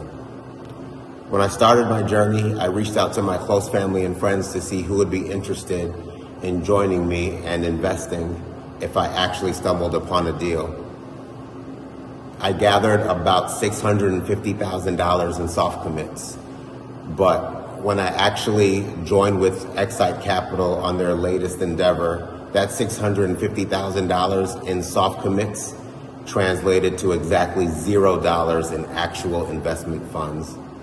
Needless to say, I was frustrated, but fortunately for me, I joined Excite's mentorship program, and through many conversations with Tenny and Leslie, we developed a new strategy. Instead of me going out and reaching out to investors, through my LinkedIn presence, I would actually attract investors to me. We've implemented this new strategy for the past 6 weeks with pretty good results. We've attracted investors, I've raised capital, and I've actually had investors transmit the funds to the account. So this mentorship program is definitely worth Every penny that I paid for it, it's already paid for itself. And I look forward to more growth and learning more from people who have already paved this path before me. So, assignment to everybody before I answer your question. Based on what Dr. O'Neill just mentioned, assignment, this is an assignment for everybody. When you get home today, or by the time you're leaving here, go on your LinkedIn profile, whatever you're doing, have that, and then put an investor there. Again, if you choose to become an investor, update your profile to have your name, and then whatever your profession is, and then an investor. Because that's how you start changing your identity. Where if everybody search your name or search your profession, your name is going to pop up, and then boom, your identity as an investor is going to come up, and then that will make them curious. Remember, what we're trying to let you guys understand is how to attract capital, not to chase capital. And I'm going to say something funny. My wife is there. I'm not saying it. Let's continue. But I'll say it anyways. So one of my mentors says, for you to get capital, capital is like a beautiful woman. When you chase her, she runs away. You have to figure out how can I become that person that's capable of attracting that beautiful woman. And that's what we're teaching you guys here today. How do you become that person that capital come to? And in order for that to happen, you have to portray value. Everything we're doing here right now, we're exchanging value. If you don't know, we're portraying value. We're giving you all this value. Guess what? When I say something now, you say, oh, I think it makes sense what he's saying. Because now we're providing value. And that's what we do every single day. So thank you, Chairman, for actually bringing that identity up, because that's the number one assignment. Go out there, update your profile so that you can start attracting capital. Real results, 9.82. This number keeps going up every time we do this, man. This is fantastic. $9.82 million of people that sat in rooms like you, like this, and didn't believe they could raise capital, and they've raised this in the last 12 months. Of this capital, the one I'm most proud of is a $25,000 raise by one of our mentees, Jennifer. When we met Jennifer, she's like asset manager, operations type, like all, and she said this was our weakest point. We're like, no, don't worry. Come, still focus on where you're strong at, and then find other people to partner with. One day in the afternoon, she calls me. She's like, oh my God, Leslie, you're not going to believe this. You're not going to believe this. I raised money. I'm like, oh, Jennifer, what's going on? I say, what happened? It worked. I met this lady on LinkedIn. We got on a call, and she just invested. I'm like, how much did she invest? Like $25,000. Oh my God, you guys are so great. I got off that call. I was so excited and so happy. It's $25,000. It's not $500,000. It's not $1 million like Tenny pulls on LinkedIn every day. But what happened that day is something shifted in her mind, because she created that result. She now understands that she too can do it. It's not impossible. So if you're sitting thinking in your head like, oh, trust me, it is a mind thing. And once you unlock that part of your mind and start getting results, a new world opens up in front of you. A whole new world. And very interesting about Jen, she's very special. Because I was touring a deal with Folake's husband, Lajide. Me and who were in Atlanta going to go tour a deal. And she saw me on LinkedIn and she called me. I was like, hey, I learned about this, what you guys are doing. So I was like, hey, you are interested in it? We're doing a due diligence because, guys, like Kem said, you're going to have to do some work. All of these numbers we're calling, big numbers. It did not just happen by chance. There's some work you have to do. If you're willing to do it, we're going to hold your hands and guide you. I told her, if you want me to mentor you, get in the plane and fly to Atlanta because we're going to actually show you what we're doing. She was like, who the hell are you just telling me to get in the plane and fly to Atlanta? I've not met you before. I said, well, that's what it takes. You're serious about it? Because now she has had a lot of bad experiences. She's gone to a different mentorship program, and she's like, well, can I trust this guy? But he's very direct. He's saying, well, if I have to do this, let me come. I come and say, okay, you know what? I'll take him on that bet. And that $25,000, I tell you, out of all the money we raised, out of $46 million we raised, that $25,000 is one of the most important $25,000 because that changed Jennifer. From that mindset of, man, people have ripped me off. I can't do this. Now she believes in herself. That's the most important thing. Is everybody believing that I can do this. Once you have that belief, ain't nobody stopping you. Nobody can stop you. And that's what we've seen in Jellyfy. And then when we share that story, it's really bring us back to, okay, why we even do this in the first place. Dr. Oni mentioned the growth and abundance mindset. We figured it out. Now Jennifer knows within herself that she can do it. Now, a lot of you here now are seeing it, but to take you to start taking action for you to start believing it, because action, once you start taking action and you're seeing results, you believe it. Jennifer, if somebody comes from somewhere, she'll say, no, you're lying. This isn't works. Because she has lived it, she took the action, and now she's living it. All right? All right. So this is the reason why most people fail alone. And one of the biggest one is analysis paralysis. You want to figure out everything before you take action, right? And that was me. I was stuck in analysis paralysis for years. You guys see, I saved his life. Yeah. But then the truth is, when you're analyzing to make a move, you actually don't have enough data to make an analysis on, because you're making an analysis on assumptions. True analysis comes from experience, getting results, then you make that analysis. So you have to move, you have to take action. Fear of making expensive mistakes. So this is there are multiple ways to learn. You can learn from your mistakes, or you learn from the mistakes of others. Smart people learn from the mistakes of others. One of the things that we've always done, all three of us, is whatever we need to do, we'll find somebody that has already done it before. Whatever amount of money we need to pay that person, we'll pay them, teach us, show us the ropes, and we'll become your best student, right? And we become the best student, and we go out and do it. Because guess what? That shortens the time for you. The most valuable resource is not the money, it's time. Anytime you can leverage money to save time, that's a smart decision. So, and by doing that, now you avoid those mistakes. What people don't get is, like, sometimes when you're learning a process, right, you're being mentored by somebody, they're showing you exactly what is going on. You're like, oh yeah, I can do it. And then you get off, then you go hit and you hit a big mistake. Right? And then you're stuck for like 6 months. Then you go back to that person and they're like, no, you just do this, just do that. And you do this, you do that, and then things start moving. That actually happened to us.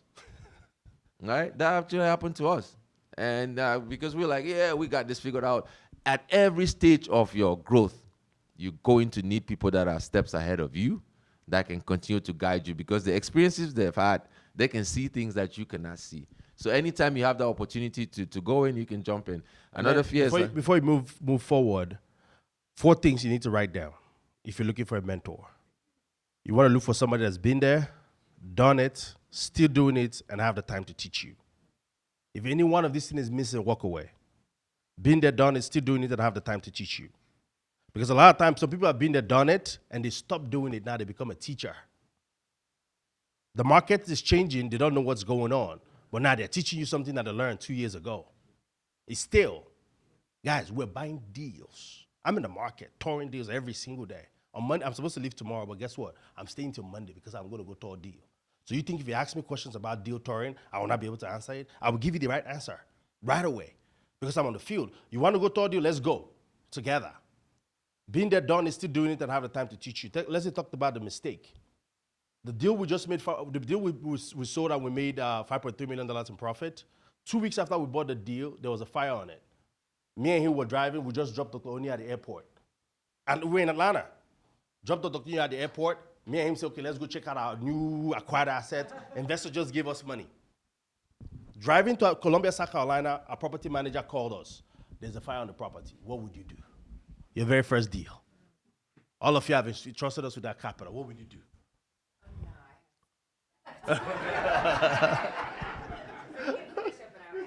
Right? So guess what we did? We picked up the phone. From that panic, we called our mentor. Why?